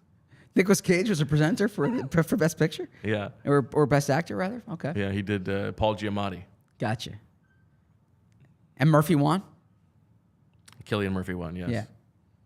Okay. Yeah, he was good in Oppenheimer. I mean, I would like to see it. I'm going to see it at some point. I highly recommend it. Just no rush. It's on Peacock right now. Is it? Yeah. Well, there was a point when I wanted to go see it at like the King of Prussia Theater. Oh yeah, right. It was like a 3-month wait. And when so I tried I'm to not do going that. to just see it in a regular theater, but now I'm going to end up just watching it at home. Yeah, it's a good film. I'm sure it is. Yeah, recommend it. Any other thoughts? I think I wrote one other thing down. Let me see. No real John Cena thoughts, but what a bod. Oh, I mean, this is. But what'd you say? Well, he was naked on the stage, Zach. Like that's. Oh, okay. It's not a. Okay. Although, like he looks like a cartoon. Who would it be? Like that's not. Nobody wants that body. Let's be fair. Like he looks ridiculous. The Ryan Gosling musical performance was great. It was fantastic. Have you seen Barbie? No, I've not seen Barbie. No, I've not seen Why Barbie. is that like? Sorry. That is such a Julia's perfect repulsive. Zach reaction. Well, Julia's wearing her pink Barbie sweater. That is such a perfect. Like how dare you suggest that I pee sitting down? Like women belong in the kitchen. I would never see Barbie. Wait, time out, Bo. That's insulting. Take that one back. Okay, I take it back. never once said women belong. I in know, the but kitchen. that's the general. That's not the general thing. Like neighborhood you're playing in. It has nothing to do with the gender roles. I'm not I interested would in never Barbie. see Barbie. That's a woman's movie. I'm not interested in. Have you seen Barbie? Yes, I thought it was great. You saw Barbie, but not Oppenheimer. Yes. Barbie is for everyone. Okay, what's it about? It's about life. Okay, all right. Look, I'm not judging anyone who sees Barbie. Oppenheimer's more my speed. Okay. Okay. That the documentary. That's why Baskin Robbins makes 31 flavors. All right. There you go. I like that. Good delivery. Big pop in the crowd when we go to Baskin Robbins. Yeah. It's not toxic masculinity at all. I just don't. I'm sorry. I have not seen. I have not seen Barbie. I will watch it. I think it's on. I think it's on Max. I will watch it. Will I enjoy it? I think so, but I don't know. Are you a Gosling fan? I like Ryan Gosling. Yeah. Okay. What's your favorite? I'm not like a Gosling head, but Okay. I see the appeal. All right. Certainly more attractive than John Cena. I think we can agree about that. I'll defer to you on that one. Okay. Yeah. Gavin Super Chat wants to know what's the deal. Like, can you elaborate on why Ridley walking would have or doesn't mean a second? Thank you basically. for the football question, Gavin. I'll let you take it, Zach. Go ahead. Yeah. So he was traded. The terms of the deal. He was traded for a conditional pick, and the conditional pick was contingent upon a second contract. And so, if the contract extension was done before, then it would be a second round pick. If they kept him, but he hit the open market, it'd be a third, and then if he left, it'd be a fourth. So it's a conditional pick the same way if a player hits a certain benchmark, it was based on a contract re-signing. All right, we have a big domino that has fallen, Zach. Oh, let's hear it. One of the big players in free agency, Christian Wilkins, the star Dolphins defensive tackle, is going to play for Antonio Pierce and the Las Vegas Raiders. Ian Rappaport reporting a 4-year deal worth $110 million. That includes $84.7 million guaranteed. So that is a spicy meatball. That's what, like 27 per year? Yeah, 27.5 per year. Good for him. Good player. A little older, right? Yeah, 28 in the market. Yeah, 28. Antonio Pierce is going for it now. Yeah, he's a good player. I don't object to that. That's around the ballpark of what I thought he would make. Once again, I don't know what the Arizona Cardinals are doing, but that could be a theme on this show. I think that's a deal that's going to look really bad in 2 years. Because of the player or because of the of the money? The player and the cost. Okay. I'm a little bit Wilkins skeptical. I kind of always have been, and so that has not he's been very good. But who did you have in your mock draft that year? Did you have Brian Burns, or was he just the guy? I had them. I did at one point have them trading up for Burns. Yeah. Okay. I never thought they were going to draft Wilkins. I had them taking Dexter Lawrence. I don't remember actually who I had them in the final. Yeah. I think it might have been the trade up for Burns. Okay. I had Dexter Lawrence, which would have been a good thing. He didn't fall to very him, good player. but yeah. That's interesting. So of the guys who were expected to make like the most money in free agency, obviously Cousins is still out there. Mm-hmm. And maybe that's what the market's waiting on. That's what Diana wrote this week. That's what I said on Friday when in my final thoughts is that the quarterback market usually dictates the way things go. So maybe that's kind of what people are waiting on here is the Cousins part of this. But in terms of the unrestricted guys, non-Cousins, I think that's expected to be like that's the biggest deal probably. Sure, based on position and based on, I would agree with that.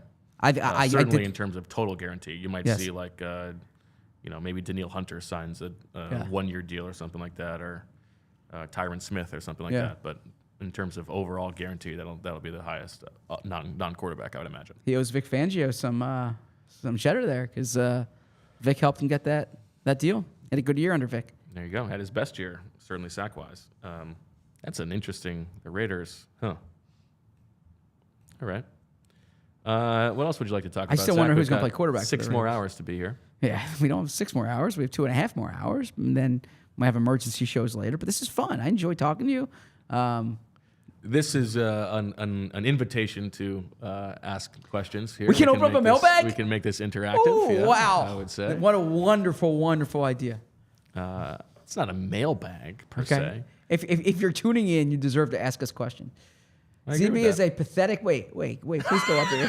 Feel bad for ZB's wife.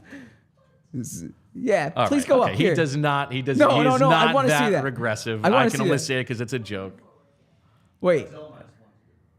No, I want to know this. Wait. I'm sorry that I didn't see Barbie. Okay, I will see Barbie. Honestly, I have no issue with Barbie. It's not a movie I plan to see. I've only seen the only movies I've seen in theaters in the last 5 years, or well, not 5. Well, since COVID, so 4 years ago. Okay. Is Oppenheimer. I saw on my own, and I've taken my kids to see movies. That's it. Okay, but my wife went to see Barbie. She loved it. It was a nice night out with her friends. My daughter had a birthday, and we put Barbie on she had friends over. We put Barbie on the TV. So they watched that, and then they switched to like a Taylor Swift movie at that point. But Pretty cool kid. Sloan? Yeah. Yeah, Sloan's awesome. Yeah, she's the best. Like the Eagles just had. We should have her on the show. I love Sloan more than anything. Yeah, so I have nothing against Barbie. I just had no interest in seeing it. That's all. I don't know why that's the. It was not that you hadn't seen it. It was it was the revulsion. The scuff at it, yeah. I think it was more the Barbie talk was coming up in a free agency pod. No. That was my You reaction. cannot defend. I mean, Julia saw the whole thing play out. It was absolutely the initial revulsion. But Joy is one of my oldest friends. For her to react that way makes me feel self-conscious. Yeah, You just got to see Barbie now with your entire What's that? family. You have to see Barbie now. Did you like Barbie? I loved it. You loved it. What did you love Loved it. about it? I mean, the majority female cast, the whole premise about it, just like everyone coming together. There's also like the male stories, the storylines are still, it was just all around very good. Did your brother see Barbie? I don't know. Okay. I think Barbie might have been my favorite movie of the movies that I saw. It might have been. You haven't seen Oppenheimer. Yeah, I said of the movies I saw. Okay, I saw yeah. Barbie, Past Lives, which I loved. Did you see Maestro? I feel like Maestro is the only one that I'm not going to ever watch. Why? Biopics are not. I love find them biopics. very boring. I Yeah. love biopics. Okay. I watched Anatomy of a Fall over the last week, which was great. I watched Zone of Interest on Saturday night, which was really good. What else did I see? Oh, I saw The Holdovers, which was fine. I love Past Lives was probably for me was Past Lives and Barbie, I would say. Gotcha. And then Zone of Interest, and then Anatomy of a Fall. I wonder why the chat was all over me. Like, what was the person that someone said? Gosh, I'm here to talk football, man. Football guy. All right, what questions do we have? Let's get to that. Hold on, let me see if there's anything else that I've seen. Oh, I'm like halfway through Killers of a Flower Moon, and I'm not sure that I will finish. Oh, and American Fiction. I loved American Fiction. Yeah. Did I say what? Godzilla -1. I have not seen Godzilla -1. I'll be honest. Stuff that comes out during football season, I don't see a lot of. The time I usually catch up on movies is the spring and summer.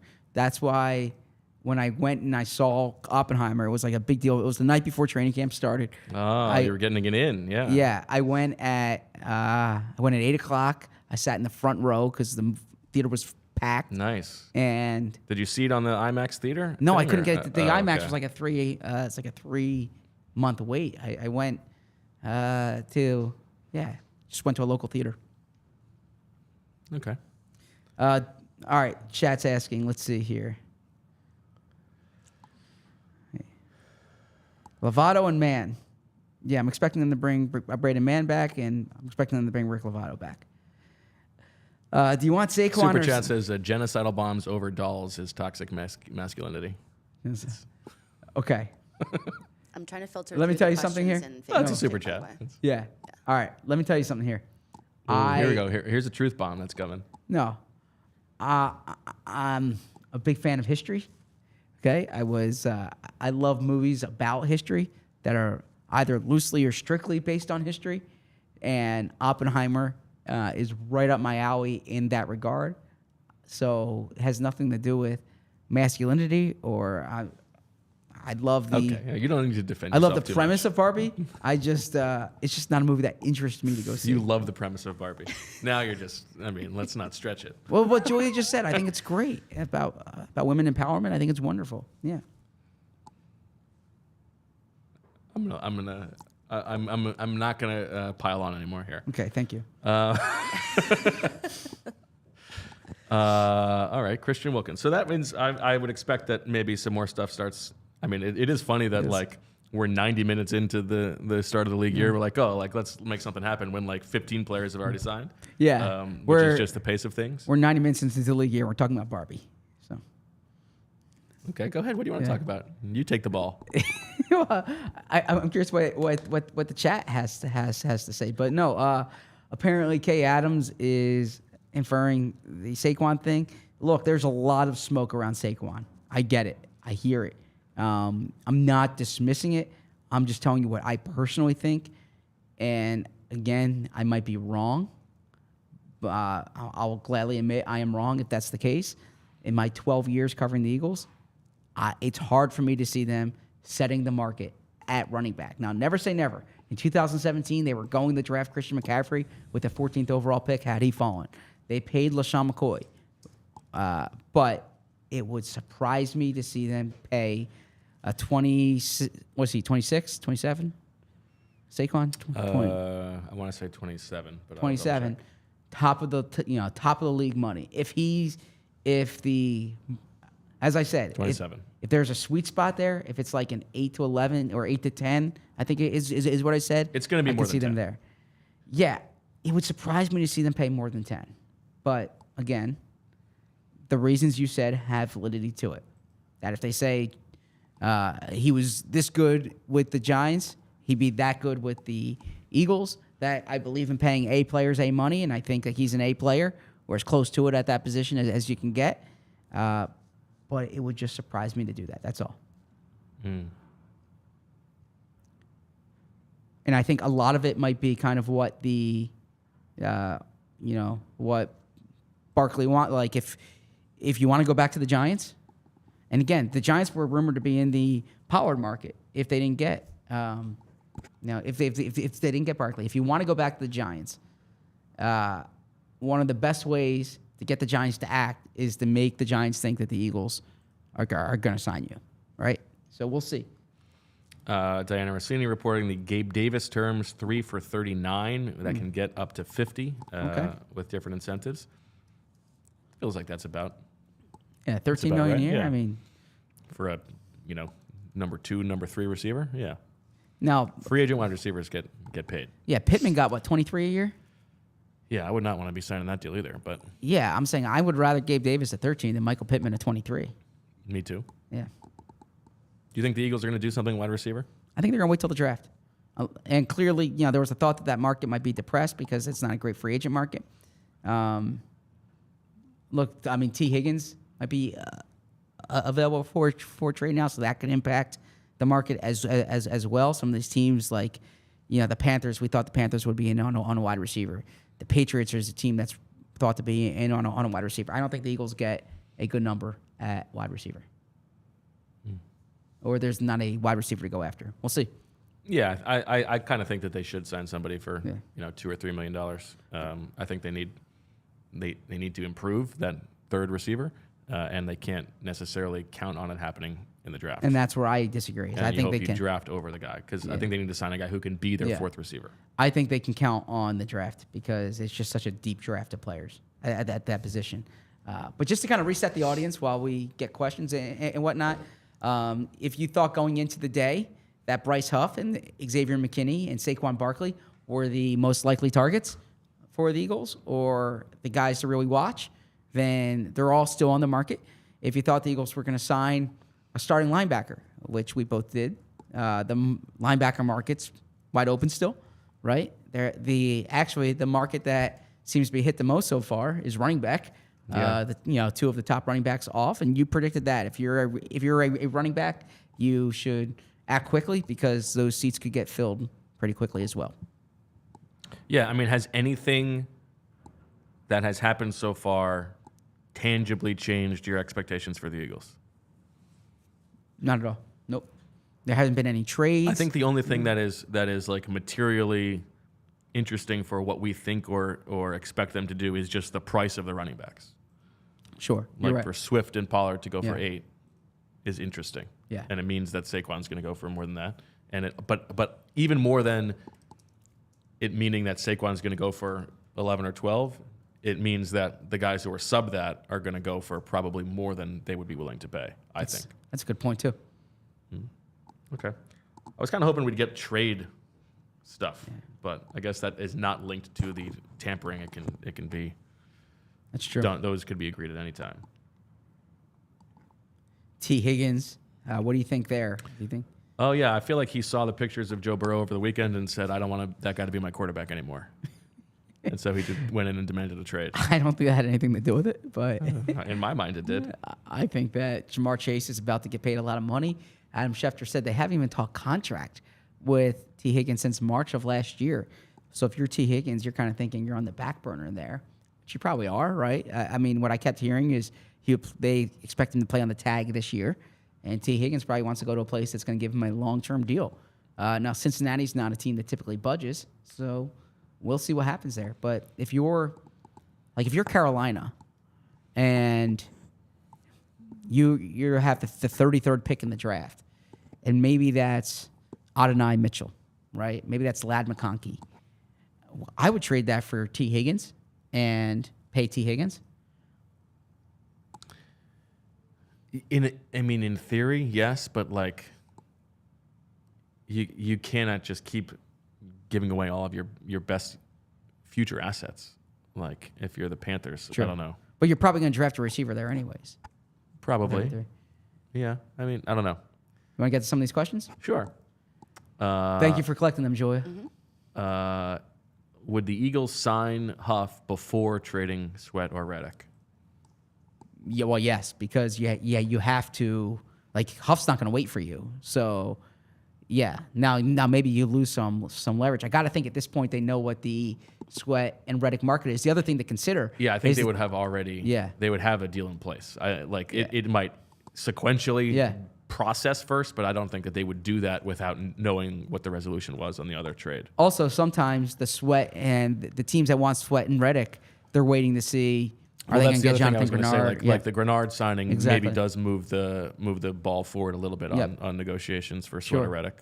Yeah, I mean, if the Texans could draft an edge rusher in the second round, I'm sorry, in the first round, it would surprise me for them to go trade for someone like Reddick or Sweat when they could have just kept Grenard at seemingly a decent number. But I would think that they would act on Huff quickly. Do you guys want to eat your food? Yeah, feel free. Okay. Part 1 of 2, big flex. I'll have a Real snack. Time says Zach Berman belongs in the kitchen. I Well, got to be fair, he said the kitchen. Okay. Look, I like to cook. You make a nice steak on the grill, right? Yeah. That's your go-to move? Yeah. I have no issue with being in the kitchen. I enjoy the kitchen, right? Okay. Presidential Mike, do the Raiders trade Max Crosby? No, I think Max Crosby's a big piece there. Part of what I think part of the appeal of Christian Wilkins is that maybe he frees up Max Crosby. Part of the appeal of keeping Antonio Pierce is that Max Crosby said he wanted to trade if they did not keep him. The other super chat here from Gavin. Can you elaborate on why Ridley? We talked about that. one, yeah. Thank you. Sorry. Next one. Did we talk about Saquon? Jacob Williamson. What would ZB do if the Eagles make a major signing in the third quarter of the playoff game tonight? Good question. Yeah. So Jacob. Well, there's two halves, but the spirit of your point. I'm not dismissing the question. It's a fair question. What would I do? I would leave the game probably at that point. Really? Yeah. This is my job, right? I mean, if they traded Haason Reddick or Josh Sweat. Yeah, but what is there to do that you can't do an hour after that? Well, time is of the essence. If we're doing an emergency show. No, I am telling you right now, if the Eagles... I got a tweet. If the Eagles sign Saquon Barkley or trade Jalen Hurts during the middle of your game, just finish the game and we'll do the emergency pod after that. Finish the game. So, I think... They're not going to call a press conference. You're not going to miss a press conference. No, but you want to be a destination. You want to be a destination for people to go to. Now, there are times when I won't. Like my cousin...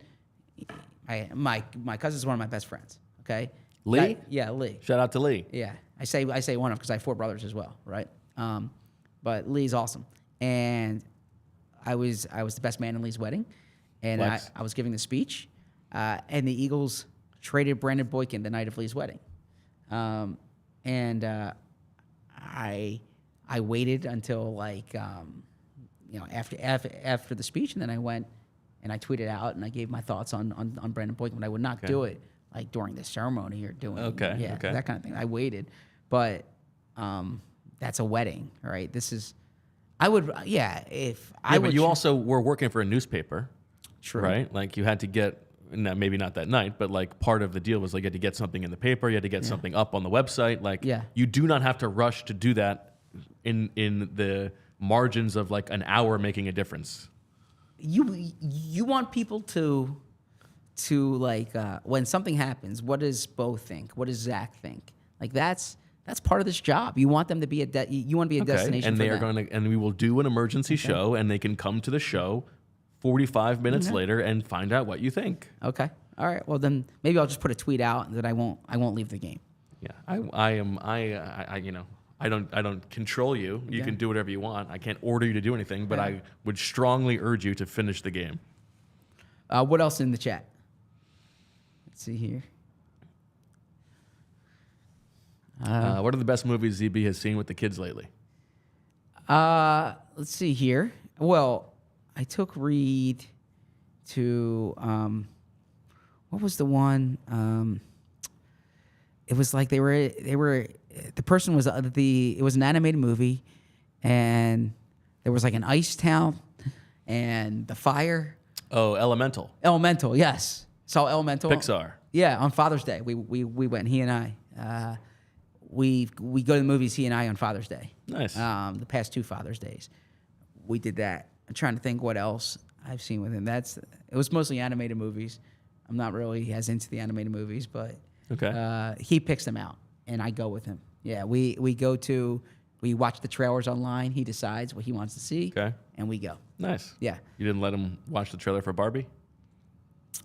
I probably let him. I mean, I know it should letting him. He didn't pick Barbie. Okay. I would be happy to take Sloan to Barbie, but we saw that on TV.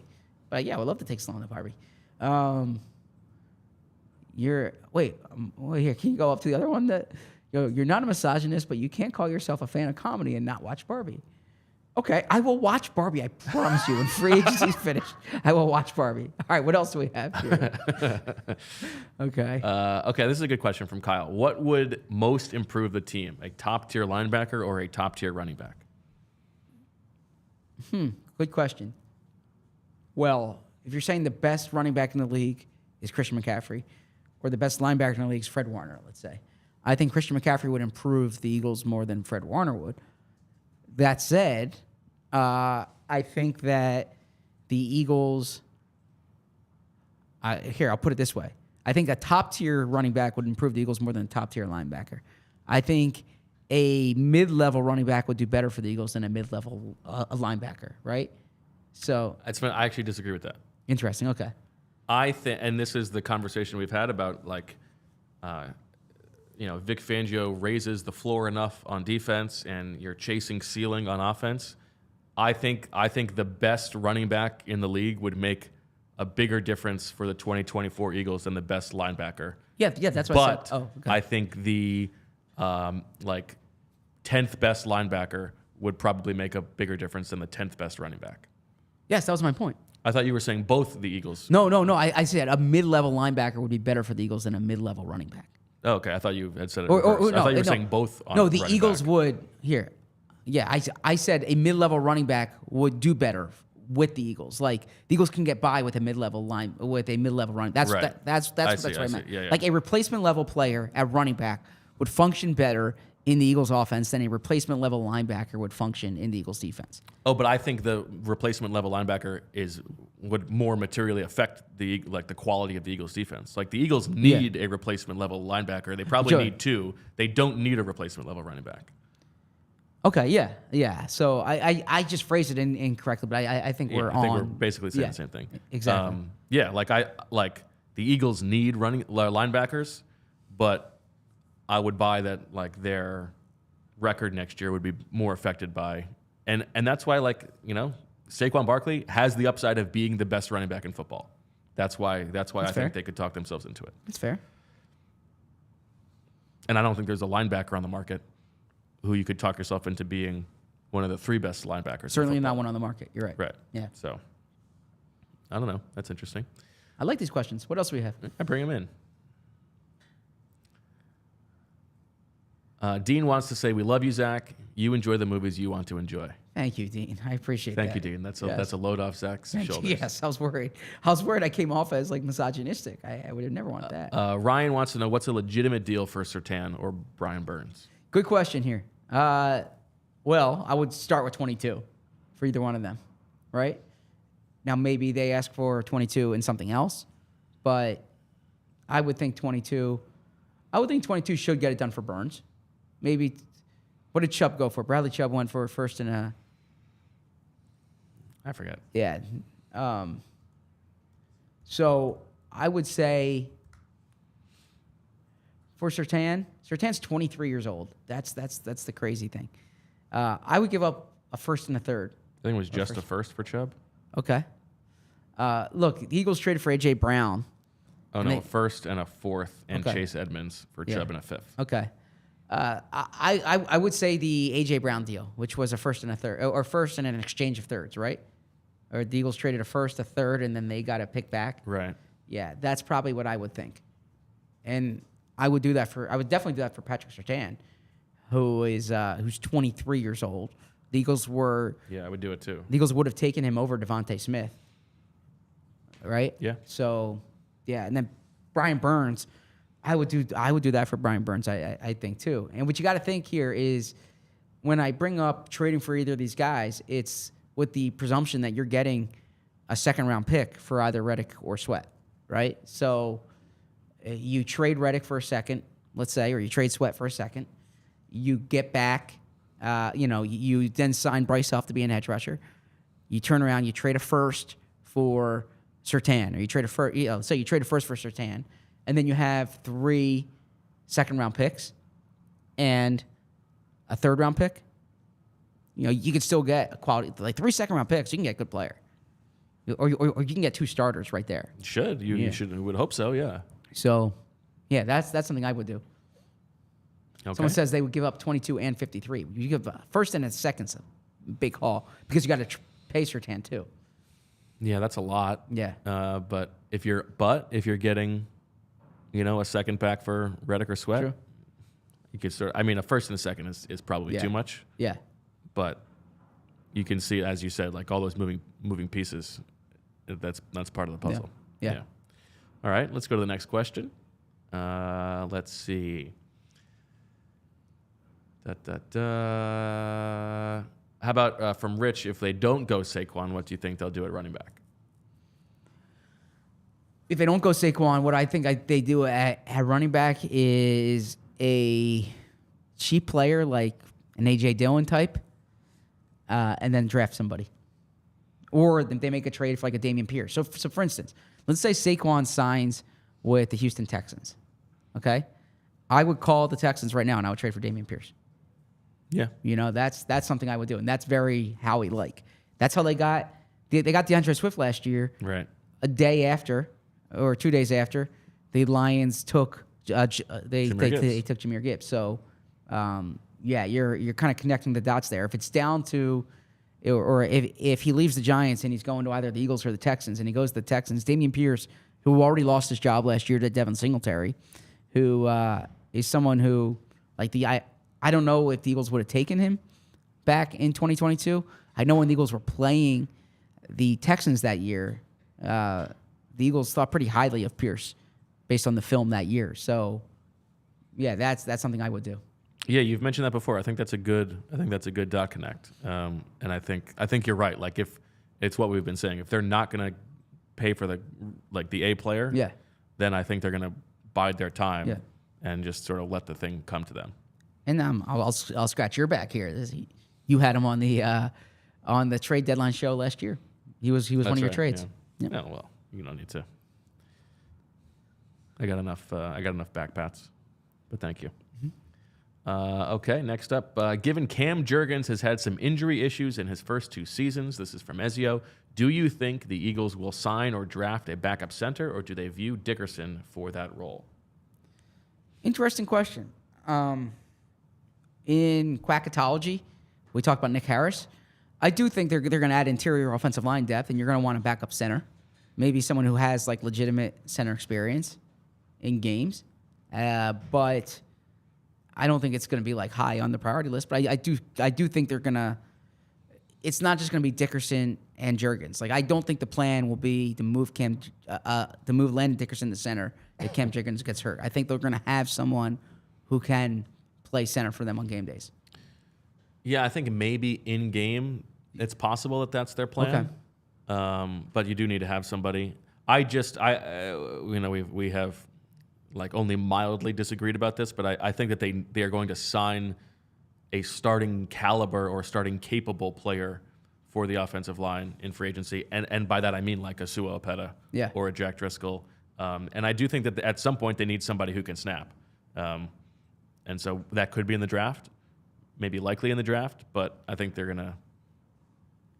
You're right. Like they're gonna have somebody else who can play center. Speaking of which, there's a center off the market right now. The Washington Commanders go back to the Cowboys and sign Tyler. Is it Bidich? Biadasz. Thank you, Biadasz. Tyler Biadasz from Wisconsin. Shout out to Josh. Biadasz energy. Hey, Hey, I haven't texted you yet. I will text you after this. Congratulations, Josh Tolentino. Yes. Yeah. Congratulations in order. Yeah. Then thank you for watching. You want to tell the people, or you can't just say congratulations? I was actually, I didn't know if I was speaking out of turn, but he put it on the IG. Put it on IG, yeah. Josh Tolentino got engaged. Okay, and so, and there you go. Khalif says it. Congratulations. And way to lock it up. Congratulations. Way to lock. I mean, it looked like what an unbelievable effort. And, I know. Photographer. Fantastic. Everything. Yeah. Good for Josh. Great job. Awesome. Yeah. All right, we're closing in on the end of hour 2, Zach. We're only halfway through. How do you feel about that? Whew, this has been an interesting one. Shout out to Roger Evoy, who's been very good to us in the past. Big Raj. A longtime sicko says, I find myself every 10 minutes or so chuckling and saying, poor Zach. Roger, thank you, man. You knew. If only you knew. Yes. I feel like this is going to be studied as like a hostage video in some school somewhere, right? You know? It's how long can you keep someone in a seat making fun of him for 4 hours and have him trying to remain professional? Yes. I don't think we've been making fun of you the whole time. I don't know. No, I don't. I did have someone. I don't think of it as making fun. I think we're having fun. I had someone ask me one time. They're like, "Do you ever want to punch him in the face?" And I was like, first off, no, both great. And I'm like, but I would never do that on air. Like, yeah, good point. Yeah. But yes, I think it was in regard to like some of the off-color stuff, maybe, and then like some other stuff that's not like. I don't have to get into it on. Let's hash it out. We got 2 hours. We really to don't be hash here. it out. Let's focus what on lines football. would you like me to not cross? Well, no. So I purposely do not talk about politics on air. Okay, that's not to lean toward a like political persuasion. Okay, it's because like in general, I want as many people to watch our show as possible, and I don't think people are coming to the show for political opinions. Number one, and number two, I don't want to alienate people on either of like any persuasion. Okay, but that's interpreted by some as like me like leaning a certain way, and that's not the case. It's simply like I'm here to, it's the Michael Jordan line. I don't have to get into it, right? But yeah. So people are like, do you ever want to like freak out about that? And I'm like, no, it's fine. I've had conversations with him off the air about why I take this tact, but but that comes up, and then just some other stuff, but nothing. Just some other stuff. Yeah. Okay, well, yeah, that is actually an area where I do have a fundamental. Like, I think there are certain things where the absence of an opinion is expressing an opinion itself, but yeah, it's not the absence of an opinion; it's absence of expressing an opinion on here. Like, you can express your opinion in the voting booth, right? You don't have to express your opinion. I think, and that's why I think there are certain times when maybe that the lack of saying something is saying something. Yeah, and I just disagree. Okay. Disagree. It's not saying something because I can feel strongly about something, but understand that when people are watching me, they're watching me because they want to know about the Eagles, or they want you also to have a platform. They want to hang out. They want to hang out with us, and they're not. There's certainly other avenues for that. That's kind of my personal view there. Claire wants to know what's your favorite football movie. Oh, my favorite football movie. Probably Any Given Sunday. I like The Program. Plays at the table. What's that? Yeah. Plays at the table. Yeah. That's The Program. But the big Willie Beeman guy. That's Any Given Sunday. I know. Yeah. I'm going back to your first one. Yeah, like Any Given Sunday. I'm trying to think here. Yeah, probably Any Given Sunday, I would say. I liked Playmakers, the show, when I was on ESPN. I love Playmakers. But of movies, Any Given Sunday. The NFL shut that down real quick. Very quickly, yes. Yeah. They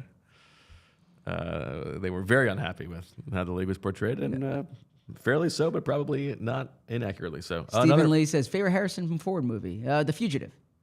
Interesting. Yeah. I didn't have that on the board. No, what'd you have? I don't know. I feel like I guess I don't know, because you're not a Star. You wouldn't be a Star Wars guy. I guess I kind of never thought seen Star Wars in my life. You might be an Indiana Jones guy, but not as much as Mike K. Wow, Mike K taking a shot. No, he loves Indiana The Fugitive, and that scene when he's at the waterfall, he says, I didn't kill my wife, and he jumps down. That's a riveting scene. Whenever I'm in Chicago and I see the Chicago Hilton, I always think about that movie. I was wondering if you might like Indiana Jones because it reminded you of Indianapolis. I didn't put that together. Oh, we have two deals here. Yeah. Do you want to report this? We have two deals. The guard market continues apace as the Rams, according to Mike G, your boy, are signing Jonah Jackson from the Detroit Lions on a 3-year, $51 million deal with $34 million guaranteed. So that's at $17 a year. This is a guy who was good for the Lions. That's a lot of money the Rams are paying guards because they signed Kevin Dotson too. That's an interesting. And they drafted Steve Avila in the second round last year. Shout out to Media, Pennsylvania. But yes. So where do they? Is one of those guys going to play tackle? Is Jonah Jackson going to play center? That's interesting. I'm not sure. And then we'll follow Jordan Rodriguez for that. And then the other one, we've been sort of interested in seeing what's going to happen in the safety market. And we saw Brandon Jones sign. The Jaguars, according to Ian Rappaport, are signing Darnell Savage. Your boy, a former first-round pick. Yes. Okay. And the terms aren't out on the Savage one yet, right? Correct. So also the Rams are signing Colby Parkinson, the Seahawks tight end. I heard he was going to have a market. Yeah, for $15.5 million guaranteed on a 3-year deal. Why? They had to play tight end for them. What are the Rams doing? They had to play tight end for them. What are they building? But yeah, Jonah Jackson, and for Eagles, like to tie this back to the Eagles, the Giants were a team that was rumored to be interested in Jonah Jackson. So that was money that was being allocated. Now, in theory, they have money allocated for Xavier McKinney, for Saquon Barkley, something to monitor there. Jonah Jackson from? Media. There you go. And Ohio State. And Rutgers, and before that, he transferred. Wow, what an odd offseason for the Rams. That's weird. All right. Chekhov's apple might be taking a fall at some point soon here. That's What kind of apple? I said Chekhov's apple, but I'm. There's a great scene with an apple in Oppenheimer. Oh. I highly recommend it. And Good Will Hunting. How you like them apples? That's my favorite movie. Yeah, that's what Nice. you have said. Good choice for you. You want to compete against each other in Immaculate Grid? Sure. Should we do it different? We'll do it differently than the tic-tac-toe that we usually do. We'll just see who gets a lower score. How you feeling about the 4-hour show? Are you upset by the lack of action here? Do you join the conversation? I'm enjoying the conversation. Okay, me too. Yeah, but I also think the stir craziness is part of the appeal to the audience. Yeah, fair enough. Here you go. All right, I got it. Oh, it's an Eagles one today. Oh, we got an Eagles one. Okay. Oh, you can pull it up? Oh, great. Okay. Should we do the tic-tac-toe then? Let's do it live. Yeah. Okay. Okay.